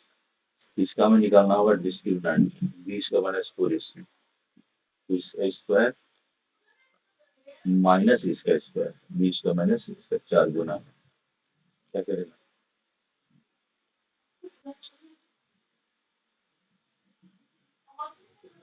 यहाँ एक्चुअली इतना कैलकुलेशन करने की जरूरत है, डिस्क्रिमिनेंट निकालने की जरूरत है। तो अगर हम डिस्क्रिमिनेंट के चक्कर में पड़ेंगे, बहुत कैलकुलेशन करना पड़ जाएगा। कुछ और कॉन्सेप्ट ये करा है कि पॉजिटिव क्या, for each positive real number T here system. तो इस क्वाड्रेटिक का देखते हैं कि ओपनिंग अपवर्ड है, ठीक, वर्टेक्स इसका -v/2, -v/2, -v/2 करने से नेगेटिव आ जाएगा, वर्टेक्स का एक्स कोऑर्डिनेट नेगेटिव आ गया, तो वर्टेक्स नेगेटिव है, ओपनिंग अपवर्ड है, तो ग्राफ ऐसा होगा। ठीक है, इसको में अगर पॉजिटिव का ग्राफ बनाए, जीरो पर वैल्यू नेगेटिव आ रहा है, वो जीरो पर वैल्यू आ रही है, जीरो वैल्यू आ रही है पॉजिटिव, और वर्टेक्स इसका आ रहा है नेगेटिव, यहाँ पे वर्टेक्स हो गया। ठीक है, इसका ग्राफ कुछ जीरो पर पॉजिटिव आ रहा है, तो आगे भी पॉजिटिव ही होगा। हाँ, तो डी की कोई भी पॉजिटिव वैल्यू लेंगे, उस पे इसका डी क्या आएगा, अगर इस पे इसकी वैल्यू पॉजिटिव आ रही है, तो इसमें इसकी वैल्यू पॉजिटिव आ रही है, इसका मतलब क्वालिटी की वैल्यू पॉजिटिव आ रही है, क्वालिटी की वैल्यू की डेल्टा है, डेल्टा की वैल्यू क्या आ रही है, पॉजिटिव है, और each t greater than zero, हर एक टी की पॉजिटिव वैल्यू पर डेल्टा पॉजिटिव आ रहा है, इसका मतलब यूनिक सॉल्यूशन होगा। ठीक है, तो ये थोड़ा सा कंफ्यूजिंग क्वेश्चन है, ये भी सही, a c d all are correct. यहाँ पर कैलकुलेशन नहीं करना था, ये इतना निकालना था, उसके बाद इसकी वैल्यू कैलकुलेट नहीं करना था, ये बड़ी यहाँ कैलकुलेशन जो पड़ जाएगा वो फंस जाएगा आगे। हाँ, तो क्वेश्चन 9 की तरफ बढ़ते हैं। इसमें कह रहा है कि एक सेट दिया है एस, इसमें एलिमेंट्स 1 to 10 है, फिर एक सेट दिया है एक्स, इसके एलिमेंट्स रिलेशंस हैं, इक्विवेलेंस रिलेशन सेट एस के, और रिलेशन आर में एग्जैक्टली 42 एलिमेंट्स हैं। तो अब इसको कैसे करेंगे? हमें पता है कि किसी सेट के नंबर ऑफ इक्विवेलेंस रिलेशन निकालने के लिए हम लोग उस सेट के एलिमेंट्स का पार्टीशन करते हैं नॉन एम्प्टी।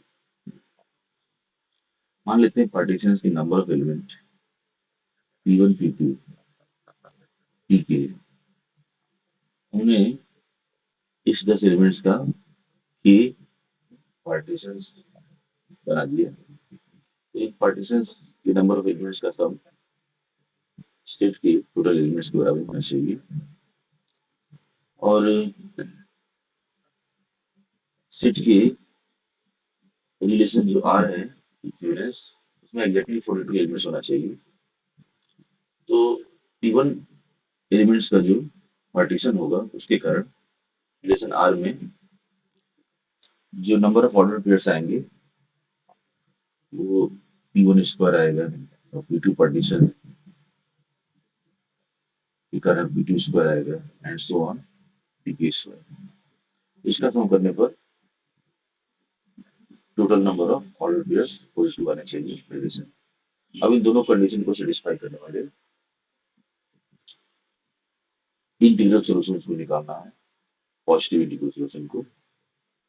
तो उसके लिए हमें इसको सॉल्व करना होगा। अब P1 P2 ये सब पॉजिटिव इंटीजर्स हैं, सच दैट इनके स्क्वायर्स का सम 42 आ रहा है। एक बात ऑब्वियस है कि कोई भी एक पार्टीशन की नंबर ऑफ एलिमेंट्स 7 नहीं हो सकता है, 6 हो सकता है। तो हम सबसे पहले मैक्सिमम नंबर ऑफ एलिमेंट्स की बात करते हैं किसी एक पार्टीशन में। तो हमने एक पार्टीशन लिया और उसके नंबर ऑफ एलिमेंट्स को 6 कर दिया। तो उससे 6 स्क्वायर यानी 36 ऑर्डर पेयर्स रिलेशन आर में क्रिएट हो गए। तो बचा हमारे पास 42/36, दैट इज 6 6 एलिमेंट्स बचे और हमारे पास।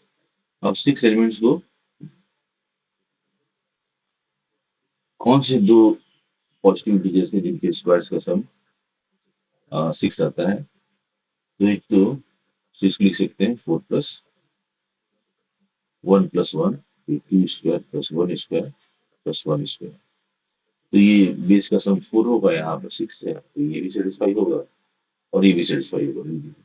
36 plus 4 plus 1 plus 1 2 is equal to 42। तो हमारा एक पार्टीशन जो आया वो आया P1 P2 P1 P2 and so on. ये जो सॉल्यूशन है वो आया 6 2 1 1। नेक्स्ट अगर देखते हैं कि क्या कोई ऐसा सॉल्यूशन बन सकता है जिसमें नंबर ऑफ एलिमेंट्स किसी एक पार्टीशन का 5 स्क्वायर। 5 स्क्वायर लिया तो 42 एलिमेंट्स सेकेंड इक्वेशन में 25 चले गए तो 17 आ गया। अब 17 फिर परफेक्ट स्क्वायर का सम होगा तो 16 प्लस 1। तो 5 4 और 1 दूसरा पार्टीशन जो बना उसमें 3 एलिमेंट्स होंगे 5 4 1 का। दिया जाएगा 25 प्लस 4 प्लस 1, क्योंकि स्क्वायर्स का सम दिया जाएगा 25 प्लस 16 प्लस 1 जो कि 42 हो जाएगा। तो 20 का सम ये आ रहा है। तो एक और पार्टीशन आ गया, दो दो हमारे पास सोल्यूशन मिल गए। हम देखते हैं कि क्या कोई सोल्यूशन एग्जिस्ट करेगा जिसमें 3 स्क्वायर आ जाए।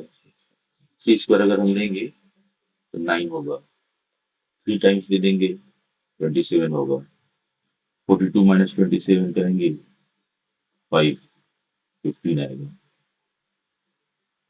अब 15 जो है वो स्क्वायर का सम अगर हम करें तो बेस का सम भी 10 आना चाहिए। तो 9 खुद ही हो गया, मैक्सिमम 1 स्क्वायर ले सकते हैं तो पॉसिबल नहीं है। तो 3 बार पार्टीशन में 3 नहीं ले सकते। तो अगर हम 2 बार ले लें तो 3 बार लेने पर तो सब नहीं आ रहा है, 2 बार भी तो नहीं आ रहा है। तो हम कह सकते हैं इस तरह से कि कोई भी ऐसा पार्टीशन पॉसिबल नहीं है जिसमें पार्टीशन का एक एलिमेंट 3 आ जाए। तो हमारे पास केवल 2 सॉल्यूशंस है। अब इन दोनों के करस्पॉन्डिंग नंबर ऑफ रोटेशन निकालेंगे। उसके लिए ग्रुपिंग कर देना होगा। ये हमारे पास 4 पार्टीशन के साइज आ गए हैं और इसमें हमें देखना होगा कि कौन से एलिमेंट्स 10 में से, सेट के 10 में से कौन से एलिमेंट्स यहाँ हैं। तो इसको हम 10 एलिमेंट्स को 6 2 1 1 के ग्रुप्स में डिवाइड कर देंगे। तो ग्रुप्स में डिवाइड करने का तरीका फैक्टोरियल 10 फैक्टोरियल 6 फैक्टोरियल, और 1 2 बार है तो फैक्टोरियल 2 एक और आ जाएगा। ठीक। और इसको हम ग्रुप्स में डिवाइड करेंगे तो ये आ जाएगा फैक्टोरियल 10 फैक्टोरियल 5 फैक्टोरियल। अब इसको सॉल्व करेंगे तो ये आ जाएगा 6 कैंसिल करेंगे फैक्टोरियल 6 तो हो जाएगा 10 into 9 into 8 into 7 divide by 4। और इसको सॉल्व करेंगे तो आएगा 10 into 9 into 8 into 7 into 6 into divide by factorial 4 that is 4 into 3 into. अब इसको कैंसिल करते हैं तो 4 2 जा 8 और यहाँ पे देखते हैं तो 4 2 8 से कैंसिल हो गया 3 2 जा 6। अब यहाँ पर देखा जाए तो यह आ जाएगा 90 और 14। 14 into 90, ये हो जाएगा 36, 3, 1260 आ रहा है यहाँ नंबर ऑफ लिस्टर्स इस केस में। 14, अगेन 14 और 90, ये हो जाएगा 14 into 90 अगेन, ये आएगा 1260। So total number of relation जो पॉसिबल होंगे वो हो जाएंगे 1260, 1260 दैट इज 60, 2, 5, 2520, यही और आंसर। तो दो तरह से हम पार्टीशन कर सकते हैं, एक 6 to 11 के करस्पॉन्डिंग जो हमारे पास एलिमेंट्स आएंगे वो 1260, और इस पार्टीशन के करस्पॉन्डिंग जो एलिमेंट्स आएंगे वो भी 1260 आएगा। तो फाइनल आंसर इज 2520। आगे बढ़ते हैं, आइए क्वेश्चन नंबर 10 देखते हैं। इसमें डोमेन दिया है -π/2 से π/2 फंक्शन का, टू डोमेन और नंबर फंक्शन के दो टर्म में greatest integer x into sine x और ये दो मॉड का सम और साइन एक्स। कहाँ कहाँ डिसकंटिन्यूअस होगा, कहाँ कहाँ नॉट डिफरेंशिएबल होगा, इनके पॉइंट्स अल्फा और बीटा है और बीटा निकालना है। नंबर ऑफ डिसकंटिन्यूटी और नंबर ऑफ नॉन डिफरेंशिएबिलिटी इस फंक्शन का -π/2 से π/2 के बीच में। तो अगर हम -π/2 से π/2 के बीच में देखें तो हमारा x इंटू साइन एक्स, ये इंटीग्रल फंक्शन है, इसका रेंज दोनों इंटीग्रल होंगे, इसका रेंज 0 से जो भी मैक्सिमम होगा, दोनों मैक्सिमम होगा तो ये पूरा फंक्शन मैक्सिमम होगा। π/2 इसका रेंज आएगा 0 to π/2, और इसका कुछ ग्राफ होगा इस तरह से 0 से π/2 के बीच में, 0 पर 0, π/2 पर इसकी वैल्यू 1 आएगी और -π/2 पर रफ स्केच बनाया कुछ ही ऐसा है, और इसकी मैक्सिमम वैल्यू जो है वो π/2 हो जाएगी, तो बीच में कहीं 1 होगा, ठीक। और 1 की वैल्यू जो है वो जिसे होगी, दो एक्स हो गया हमारे, एक 0 से π/2 है, -π/2 से 0। ओके, क्या ये पॉइंट 1 होगा? तो एक्स इक्वल टू जब 1 होगा तो इसकी वैल्यू साइन 1 होगा। तो ये जो पॉइंट है 1 का, ये और ज्यादा है तो ये वैल्यू 1 से ज्यादा होगा क्योंकि ये 1 है, और ये जब 1 है तो उसका जो एक्स कोऑर्डिनेट होगा वो कुछ यहाँ साइन 1 पे ये 1 हो रहा है, तो ये 1 से बड़ा नंबर होगा। ओके, तो दो, अब इसका ग्रेटेस्ट इंटीजर लगा है तो ये ग्रेटेस्ट इंटीजर की वैल्यू क्या होगी?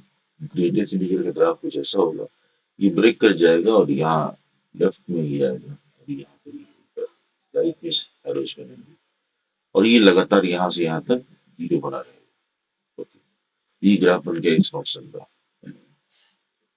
साफ साफ दिख रहा है कि दो पॉइंट्स होंगे हमारे पास, ए और -a, जहाँ पे फंक्शन क्या है, डिसकंटिन्यूअस। तो दो पॉइंट्स तो अल्फा के मिल ही गए, और बीटा के भी दो पॉइंट मिल गए, क्योंकि जहाँ पर ये डिसकंटिन्यूअस होगा वहां पर नॉन डिफरेंशिएबल तो होगा ही।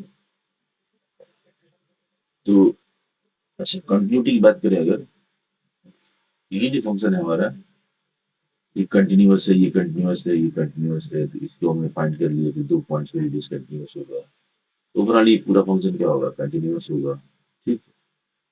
तो इसकी अल्फा की एग्जैक्ट वैल्यू 2 होगी। और नॉन डिफरेंशिएबिलिटी की बात करते हैं तो दो पॉइंट्स तो डिसकंटिन्यूअस वाले आ ही गए, या इन दो पॉइंट्स के अलावा -a और a के अलावा कोई और पॉइंट हो सकता है जहां पर ये फंक्शन नॉन डिफरेंशिएबल है। तो अल्फा प्लस बीटा की मिनिमम वैल्यू तो 4 आ चुकी है, और कोई वैल्यू होगा नहीं।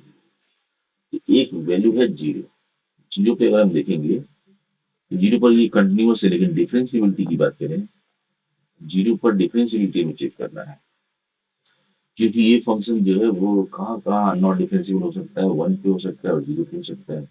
तो हमें वन और जीरो दोनों पे चेक करना है कि फंक्शन डिफरेंशिएबल होगा कि नहीं।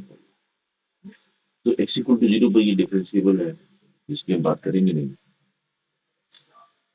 और एक्स इक्वल टू जीरो पर ये डिफरेंशिएबल है, और ये हमारा जीरो पर इस फंक्शन की डिफरेंशियलिटी चेक करना है। तो यहाँ तो कोई दिक्कत नहीं है जीरो पर, ठीक है, जीरो पर तो ये फंक्शन डिफरेंशिएबल हो गया। लेकिन जीरो पर ये फंक्शन क्या होगा? तो जीरो पर अगर इसको चेक करें, एक्स इक्वल टू जीरो पर लेफ्ट में चेक करेंगे तो हमारा फंक्शन क्या होगा? जीरो के लेफ्ट में ये फंक्शन होगा मॉड का, वो माइनस साइन से दोनों हटेंगे, तो one minus x, one minus x ये हो जाएगा one minus two x into sine x plus कोई फंक्शन ऐसा है जो कि डिफरेंशिएबल है।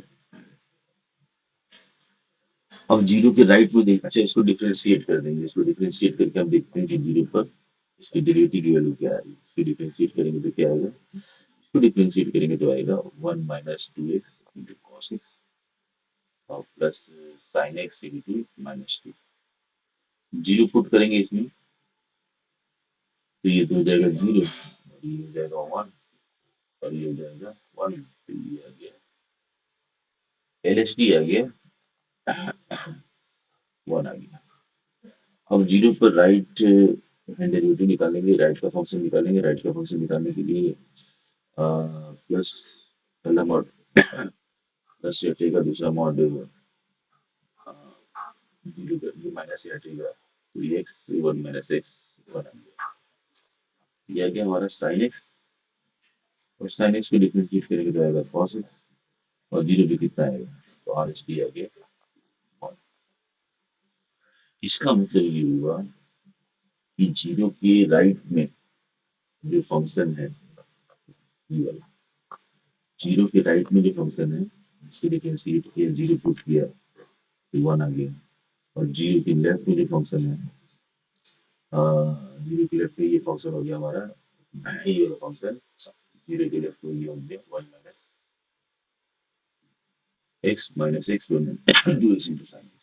अब इसको डिफरेंशिएट कर दिया तो ये आ गया one minus two x cos x plus sine x minus two, zero put किया तो वन, और L H d equal to r H d आ गया। इसका मतलब कि x equal to zero is not the point of non differentiability, यहाँ function differentiable है।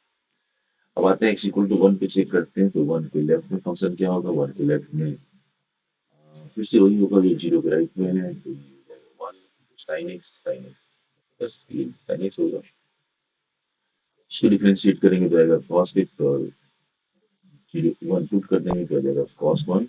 इसका मतलब कि जीरो पर जो लेफ्ट डेरिवेटिव होगा वो आ जाएगा कॉस। जीरो के राइट में फंक्शन देखेंगे, जीरो के राइट में जो मॉड प्लस साइन से हटेगा, ये होगा two x minus one into sine X. इसको डिफरेंशिएट करेंगे तो आएगा two x minus one into cos x plus sine x into to.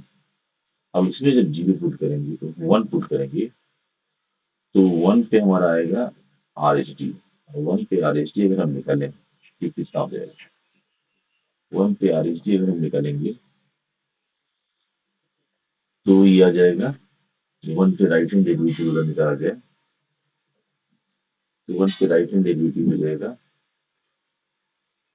One पे राइट हैंड डेरिवेटिव यहाँ पुट कर देंगे वन, इसमें वन रखेंगे तो ये हो जाएगा वन कॉस वन, तो cos one plus two sine one, cos one plus two sine cos one two sine. यहाँ साफ साफ दिख रहा है कि आर एच डी और एल एच डी जो है वो अलग अलग है फंक्शन। वन पे क्या होगा? Not differentiable, X equal to one पे नॉट डिफरेंशिएबल। तो हमारे पास नॉन डिफरेंशिएबिलिटी के कितने पॉइंट्स है? नॉन डिफरेंशिएबिलिटी का एक और पॉइंट आ गया, जो कि ए और माइनस ए के अलावा एक्स इक्वल टू वन है, So total number of points of discontinuity is 2 and non-definitivity is 2. So our answer is 5. Okay, बच्चे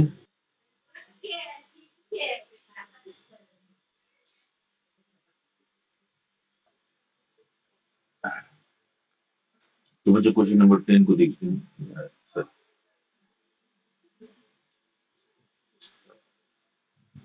क्वेश्चन नंबर 11 को देखते हैं number of ways distribute 10 red balls sorry pens 14 blue pens among 4 persons such that they will get exactly 6 pens each. तो इसमें अगर देखा जाए कि ये जो पर्सन्स है इन पर्सन्स को रेड बॉल्स कितने मिलेंगे तो अगर हमने किसी एक पर्सन को दिया और उसको डिसाइड किया कि 0 रेड बॉल आएगा तो नंबर ऑफ ब्लू बॉल्स होंगे उनको वो ऑटोमेटिकली 6 हो जाएगा और अगर डिसाइड किया कि रेड बॉल्स किसी एक पर्सन को 1 दिया जाए तो ब्लू बॉल्स उसमें मिलेगा ऑटोमेटिकली 5 हो जाएगा तो अगर हम ये निकाल दें कि रेड बॉल्स को इन पर्सन में डिस्ट्रीब्यूट करने के नंबर ऑफ वेज कितने फॉर एग्जाम्पल रेड बॉल्स को डिस्ट्रीब्यूट करने का एक तरीका यूयू का रिव्यू दे दिया फिर थ्री दे दिया फिर डी दे दिया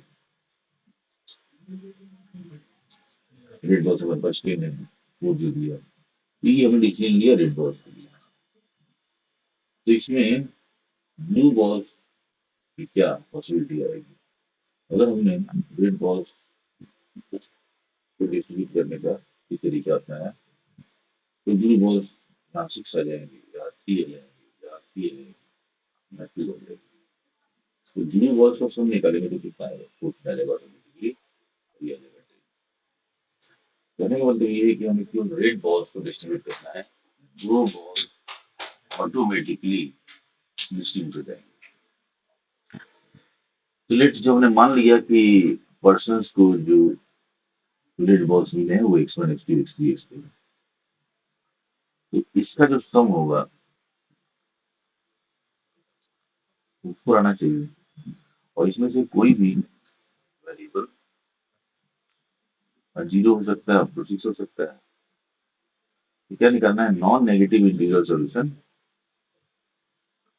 of this equation under this condition जिसको हम लोग कोफिशिएंट मेथड से करते हैं तो हम करेंगे क्या किसी एक वेरिएबल के लिए जीपी क्रिएट करेंगे उसके ऑप्शंस को लेकर तो ये कुछ जीपी इस तरह से आ जाएगा और फिर हमें निकालना होगा coefficient total number of pens एक और वाले एक्स का प्रोडक्ट ऑफ ऑल जीपी दिया जाएगा 1 + t + t² ये जीपी बनेगा सभी xi के लिए यही जीपी बनेगा तो पावर 4 तो हमें निकालना है t⁻10 का कोफिशिएंट और ये जीपी का सम कर दिया यहाँ पे तो 1 - t⁻7 इंटू नीचे आएगा 1 - t ऊपर कर देंगे अभी इनफाइनाइट टर्म का बाइनोमियल है सो भी मान लेते हैं ये 5 टर्म्स का है 10 का कोफिशिएंट चाहिए इसकी केवल 2 टर्म्स ही रेलिवेंट होंगी और बी को मल्टीप्लाई कर देंगे ये कुछ ऐसा आ जाएगा coefficient of x⁻10 in binomial b -4 times x⁻7 into binomial b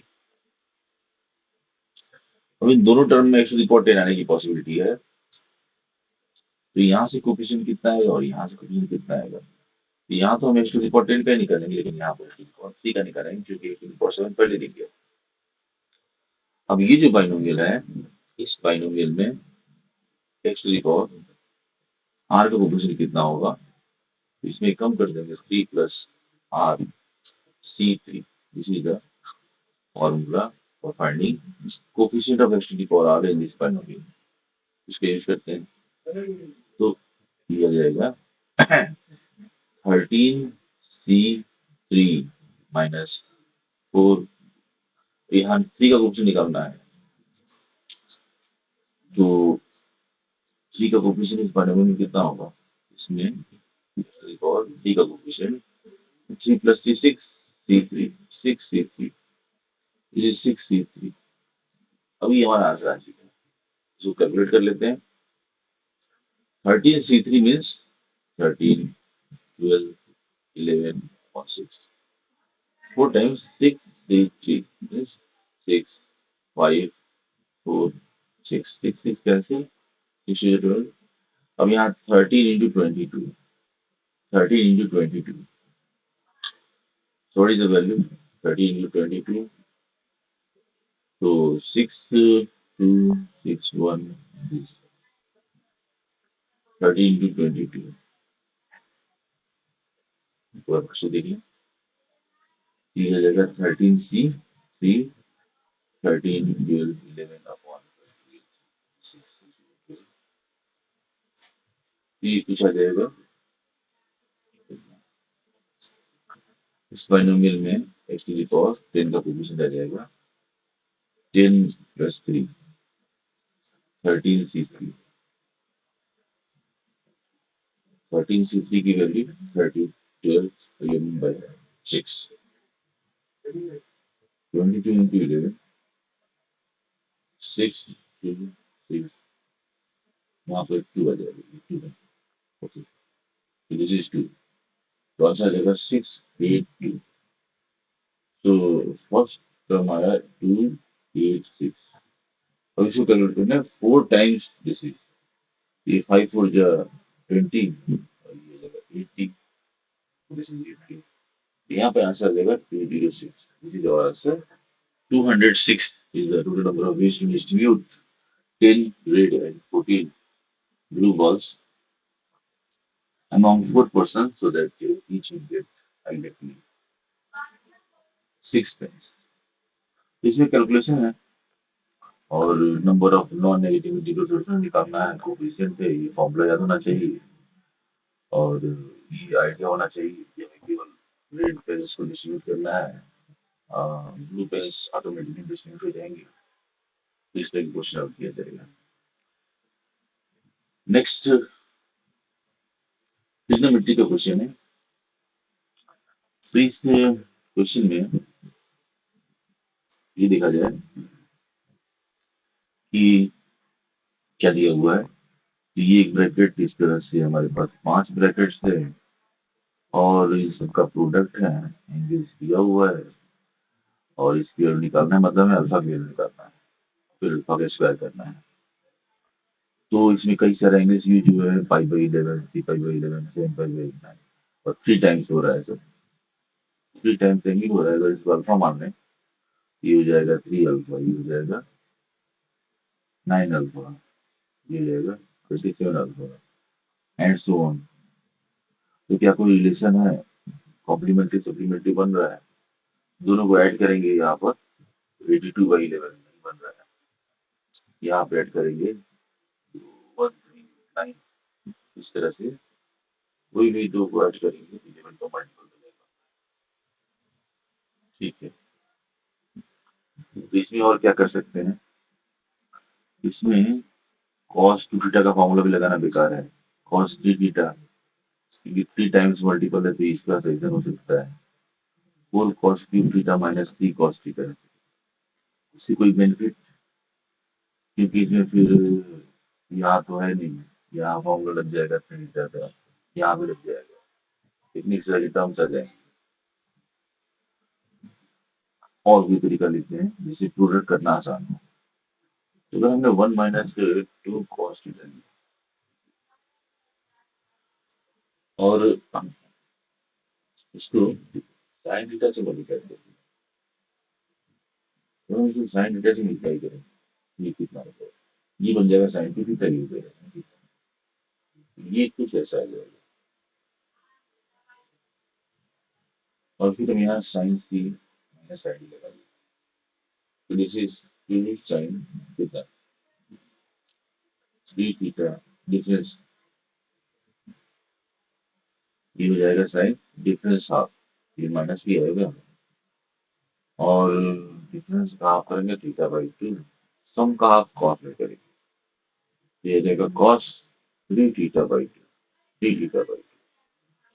तो ईच टर्म को हम देख सकते हैं minus two sine theta by two into cos three theta by to. इस फॉर्म में अगर हम सारे टर्म्स को लिख दें, अच्छा नीचे साइन थीटा भी है, नीचे साइन थीटा है, तो ये हो जाएगा two sine theta by two into cos theta by two, ये हो गया cos three theta by two upon cos theta by two minus sine cos three theta by two upon cos theta by two. तो ये जो हमारा expression है, उसकी cos 3 theta by two upon cos theta by two आ गया, इस तरह का expression one minus two cos theta. तो फिर यहाँ पर सभी फैक्टर्स को इस फॉर्म में लिख लेंगे, माइनस पांच पर आएगा तो बेटा हमारा माइनस में आएगा, ये प्रोडक्ट जो होगा उसको लिख सकते हैं cos 3 theta by to, okay, मतलब इसका थ्री टाइम्स है, यहाँ थ्री टाइम्स बन रहा है, थ्री थीटा बाई टू लिख लेते हैं, थीटा हमने माना ही हुआ था, अल्फा माना था, इसको थीटा मान लेते हैं। तो अगर थीटा मान लेंगे तो कितना आ जाएगा, ये देगा cos three theta by two upon, यानी मैं इसको भी थीटा माना है, cos theta by to, next अगला हो जाएगा, अगले में थीटा क्या होगा, थ्री थीटा हो जाएगा, so this is cos nine theta by two upon cos three theta by to, next अगले में 27 हो जाएगा, नाइन थीटा, तो नाइन का ट्रिपल कर देंगे, तो 27 theta by two upon cos nine theta by to, फिर थीटा हो जाएगा हमारा 27 थीटा, 27 इंटू थ्री टाइम्स, हो जाएगा cos 81 theta by two upon cos 27 theta by two, और इससे जाएंगे तो यहाँ लास्ट में हो जाएगा cos 81 three times, 81 into three, three 243, 243 theta by two upon cos 81 theta by two, ये सारे टर्म्स कैंसिल हो रहे हैं, इससे कैंसिल, इससे कैंसिल, और ये इससे कैंसिल, और ये भी इससे कैंसिल हो रहा है, तो ये हमारा बचता है, और ये बचता है, तो देखते हैं, ये आ जाएगा माइनस कॉस और 243 थीटा बाई टू, 243, और थीटा हमने क्या माना है, थीटा हमने माना होगा पाई बाई 11, ये जाएगा pi by 22 whole divide by cos theta by two, इसका मतलब पाई बाई 20। नेक्स्ट अगर दोनों को ऐड कर दें, 242 आ जाएगा, तो क्या 242 22 से डिविजिबल है, बस ये 11 टाइम्स डिविजिबल, तो फाइनली हमारे पास आ गया minus cos 11 pi upon cos 11 pi by 22, cos 11 पाई कितना होता है, माइनस है, तो this is 243 pi by to, अच्छा इसको लिख सकते हैं 11 pi plus plus pi by 32, this is 22, and this is cos pi by 22, और cos odd phi plus theta. Cos odd phi plus theta. This is in third quadrant. और third quadrant में cos हमारा negative minus minus plus ये cancel हो गया equation के पास is one so alpha is equal to one alpha square equals to one and five minus alpha square is four four is the answer तो आसान नहीं है इस क्वेश्चन में भी क्योंकि आपको इस तरह से सोचना है थ्री टाइम्स में एनालिसिस फिर से रूट निकालना है यहाँ पे थोड़ा दूसरा है और फिर लास्ट में ये आ रहा है तो उसको सोचना है कि 11 फाइव प्लस समथिंग ठीक है आगे बढ़ते हैं नेक्स्ट क्वेश्चन की तरफ क्वेश्चन नंबर 14 देखते हैं इसमें ट्रिग्नोमेट्रिक इक्वेशन दिया हुआ है और नंबर ऑफ सॉल्यूशंस पूछ रहे हैं अलग अलग दो मैच करना है तो हम देखेंगे कौन सा हमारा जो अ, उसके सिंपल देखते हैं पहले सिंपल इक्वेशन को सेटिस्फाई करेंगे कि ये जो है इसमें फोर पावर है सिक्स पावर है इसमें टू पावर है तो इसको अगर देखा जाए ये कॉस में बदल देंगे इसको तो ये कॉस स्क्वायर भी टू ही बन रहा है एक बार इसको देखते हैं ये हो जाएगा one minus cos square plus cos square cube equal to one से वन कैंसिल आ गया कॉस स्क्वायर कॉमन आ गया तो कॉस की power four minus one equal to zero now इसका सोल्यूशन होगा cos X equal to zero और प्लस माइनस वन और माइनस पावर टू के बीच में देखना है तो कॉस माइनस पावर टू के बीच में माइनस वन तो नहीं होगा प्लस माइनस पावर टू को हो जाएगा तो हमारे पास तीन नंबर्स मिल रहे हैं इस पर ये इक्वेशन सेटिस्फाई यानी क्यू का ऑप्शन आ गया थ्री क्यू का थ्री देखते हैं कहाँ दिया है क्यू का थ्री यहाँ दिया है बी और डी में से कोई एक ऑप्शन अब बी और डी में से कौन सा ऑप्शन होगा इसके लिए हम देखते हैं तो आर को चेक करना बेकार है तो आर को चेक नहीं करेंगे तो देखते हैं तो देखा जाए आर को चेक नहीं करना है then इसको कर सकते हैं और क्यू को भी करना बेकार है क्यू को भी चेक नहीं करेंगे तो हमें क्यू को भी चेक नहीं करना है क्योंकि दोनों ऑप्शन में क्यू जो है वो सीख दिया यहाँ पर आर भी सीख दिया तो हमें इसको सॉल्व करना ही है अब इसके आते हैं तो ये हमारा इक्वेशन दिया है तो इसको कैसे सॉल्व करें कॉस की इसका फॉर्मूला हमें पता है cos six cos cube x में आएगा और इसको भी कॉस क्यूब बोल सकते हैं ये जो इक्वेशन है इसको कॉस एक्स में कन्वर्ट करते हैं कॉस एक्स को सी ले लेते हैं दिया जाएगा three into two three into हो जाएगा two sine square theta one minus cos X हो जाएगा वन माइनस कॉस एक्स और minus four cos cube X minus three cos X इसको सॉल्व करते हैं तो थ्री से थ्री कैंसिल हो गया माइनस थ्री कॉस किया जाएगा माइनस थ्री कॉस और माइनस फोर कॉस क्यूब और प्लस थ्री कॉस तो जीरो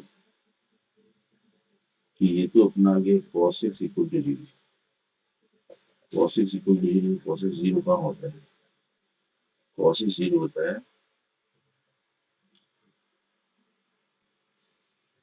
कॉस एक्स जीरो होता है माइनस टू पाई से टू पाई के बीच में और पाई बाई टू भी जीरो होता है तो फाइव पाई बाई टू तो ज्यादा हो जाएगा पाई बाई टू और थ्री पाई बाई टू उसका नेगेटिव है चार सोल्यूशन आ रहा है तो इसका आंसर फोर इसका ऑप्शन फोर है अब इसका फोर बी में दिया है तो B is the correct answer B हमारा जो है वो करेक्ट आंसर है ठीक है क्योंकि हम आगे नोट सीखने जाएंगे आगे बढ़ते हैं क्वेश्चन नंबर 15 देखते हैं इसमें मैट्रिक्स दिया हुआ है और फाइव फाइव कांस्टेंट दिया है alpha beta gamma delta mu और ये मैट्रिक्स कह रहा है कि ऑर्थोगोनल है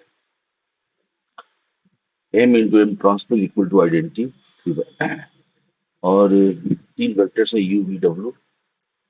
और इन वेक्टर्स की कंपोनेंट को अगर हम देखेंगे, अल्फा 1/√3 और गामा, तो फर्स्ट कॉलम में दिख जाएगा, यानी ये यू वेक्टर है, सेकंड कॉलम वी वेक्टर है, और थर्ड कॉलम डब्ल्यू वेक्टर है। तो ये कॉलम वेक्टर्स हो गए।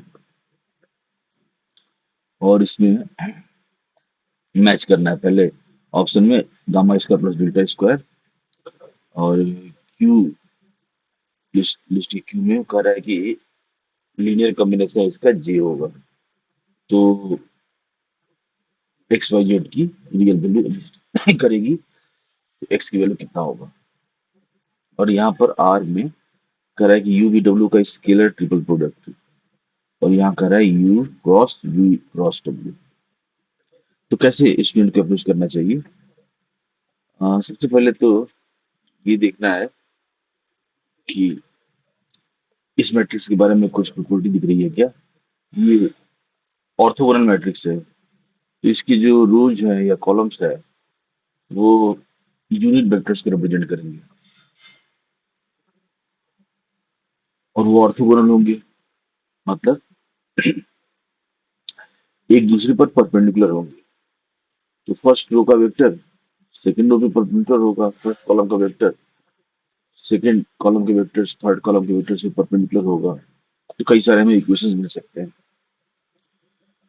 तो अगर हम ये कहें कि फर्स्ट रो का जो वेक्टर है वो यूनिट वेक्टर है, तो यहाँ दिया है हमें फर्स्ट कॉलम का वेक्टर, तो यहाँ पर अल्फा 1/√2 -1/√2 दिया हुआ है। तो यहाँ पर हमने यूनिट वेक्टर का कॉन्सेप्ट लगाया, alpha square plus 1/2 plus 1/2 equal to 1।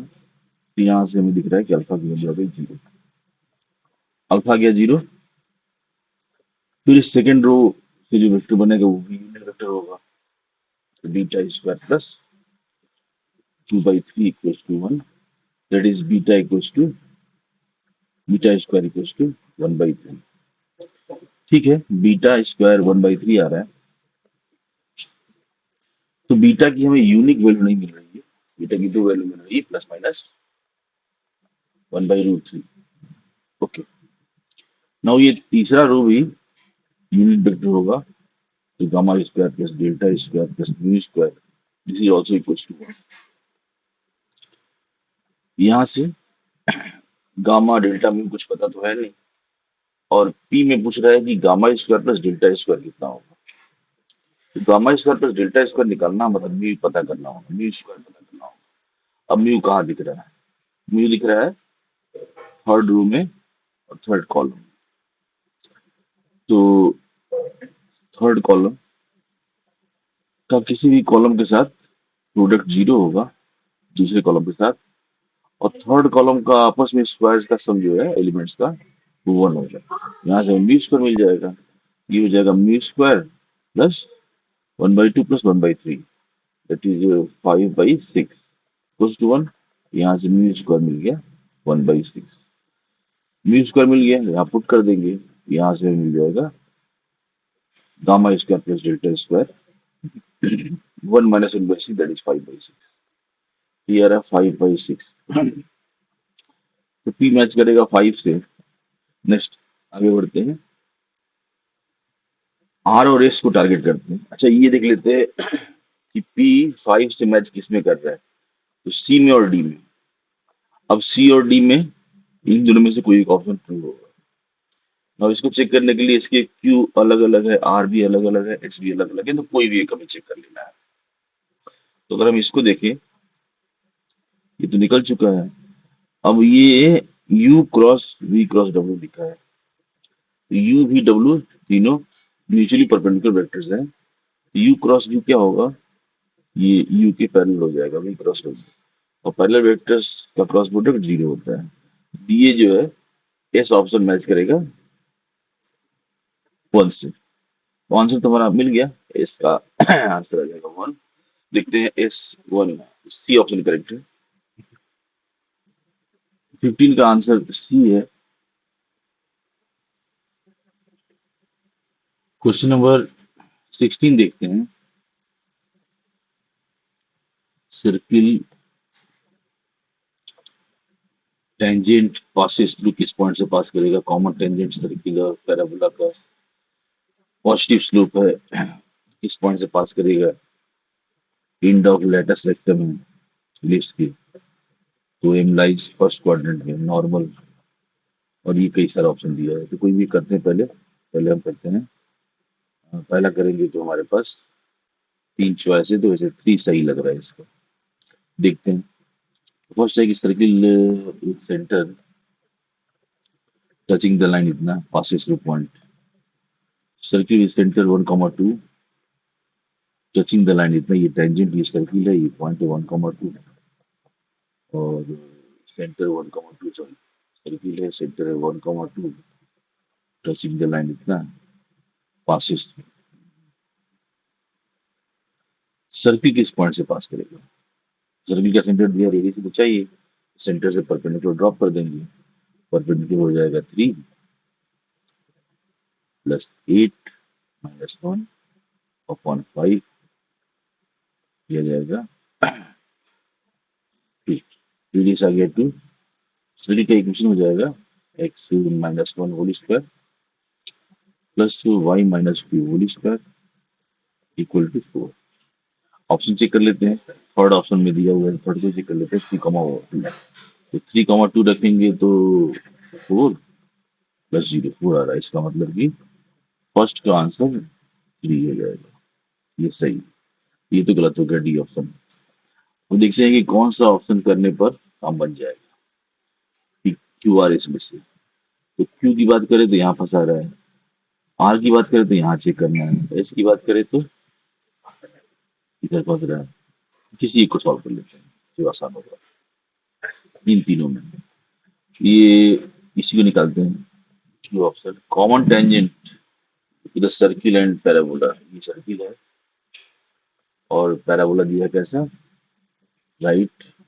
Common tangent कुछ इस तरह से होगा, पॉजिटिव स्लोप का, तो कॉमन टेंजेंट लिख के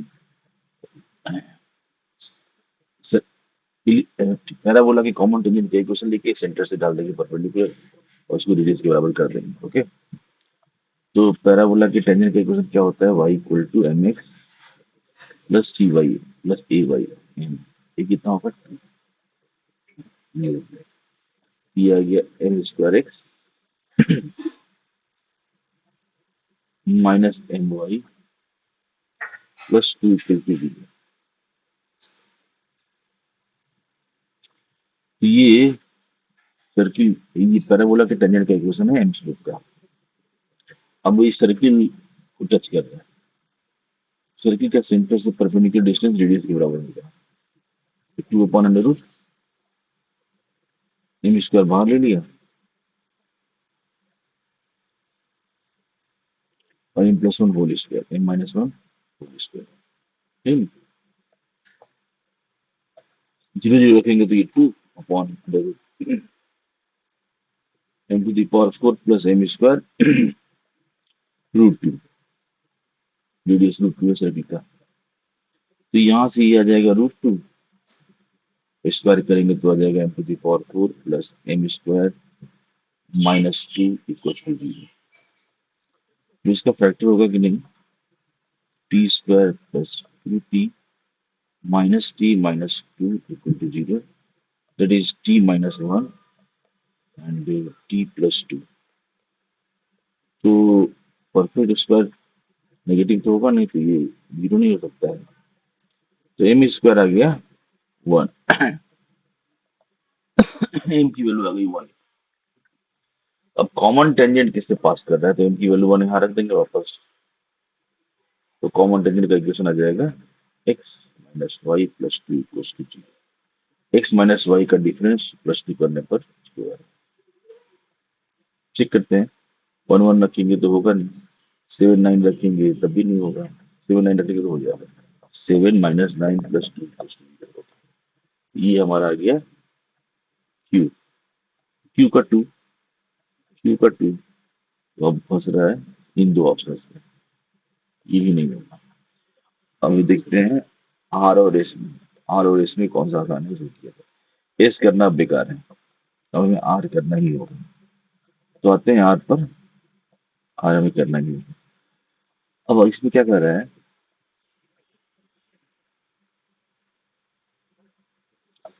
आर में कह रहा है कि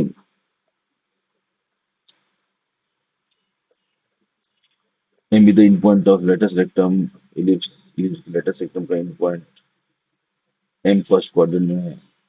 इलिप्स की लेटेस्ट रेक्टम का इंड क्या होता है फर्स्ट क्वाड्रेंट में? ये होता है ए कॉमा बी स्क्वायर बाई ए। ठीक, तो इसमें 48 से डिवाइड करते हैं तो एक्स स्क्वायर अपॉन 16 आ जाएगा और वाई स्क्वायर अपॉन 12। ए स्क्वायर आ गया 16 और बी स्क्वायर आ गया 12। तो इक्वेशन लिख देते हैं, B square equal to A square 1 - E square, A square E square. तो यहाँ से हमारा ए स्क्वायर ई स्क्वायर आ गया 4। तो ए ई की वैल्यू आ गई 2 और ए की वैल्यू है 4, ई की वैल्यू आ गई 1/2। ई आ गया 1/2, ए आ गया 2। बी हमें पता है, बी स्क्वायर बाई ए कितना है, 12/4 3। एम का कोऑर्डिनेट कितना होगा, 2, 3। एम का कोऑर्डिनेट होगा 2, 3। अब कह रहा है कि normal of the ellipse, ellipse का नॉर्मल जो एम से एम पर ड्रा हो रहा है उसका। तो नॉर्मल का इक्वेशन क्या होता है, A square X upon x1 minus B square Y upon y1, A square minus B square. Ellipse के नॉर्मल का इक्वेशन लिखते हैं, x1 y1 निकल चुका है, यहाँ पुट करते हैं ए स्क्वायर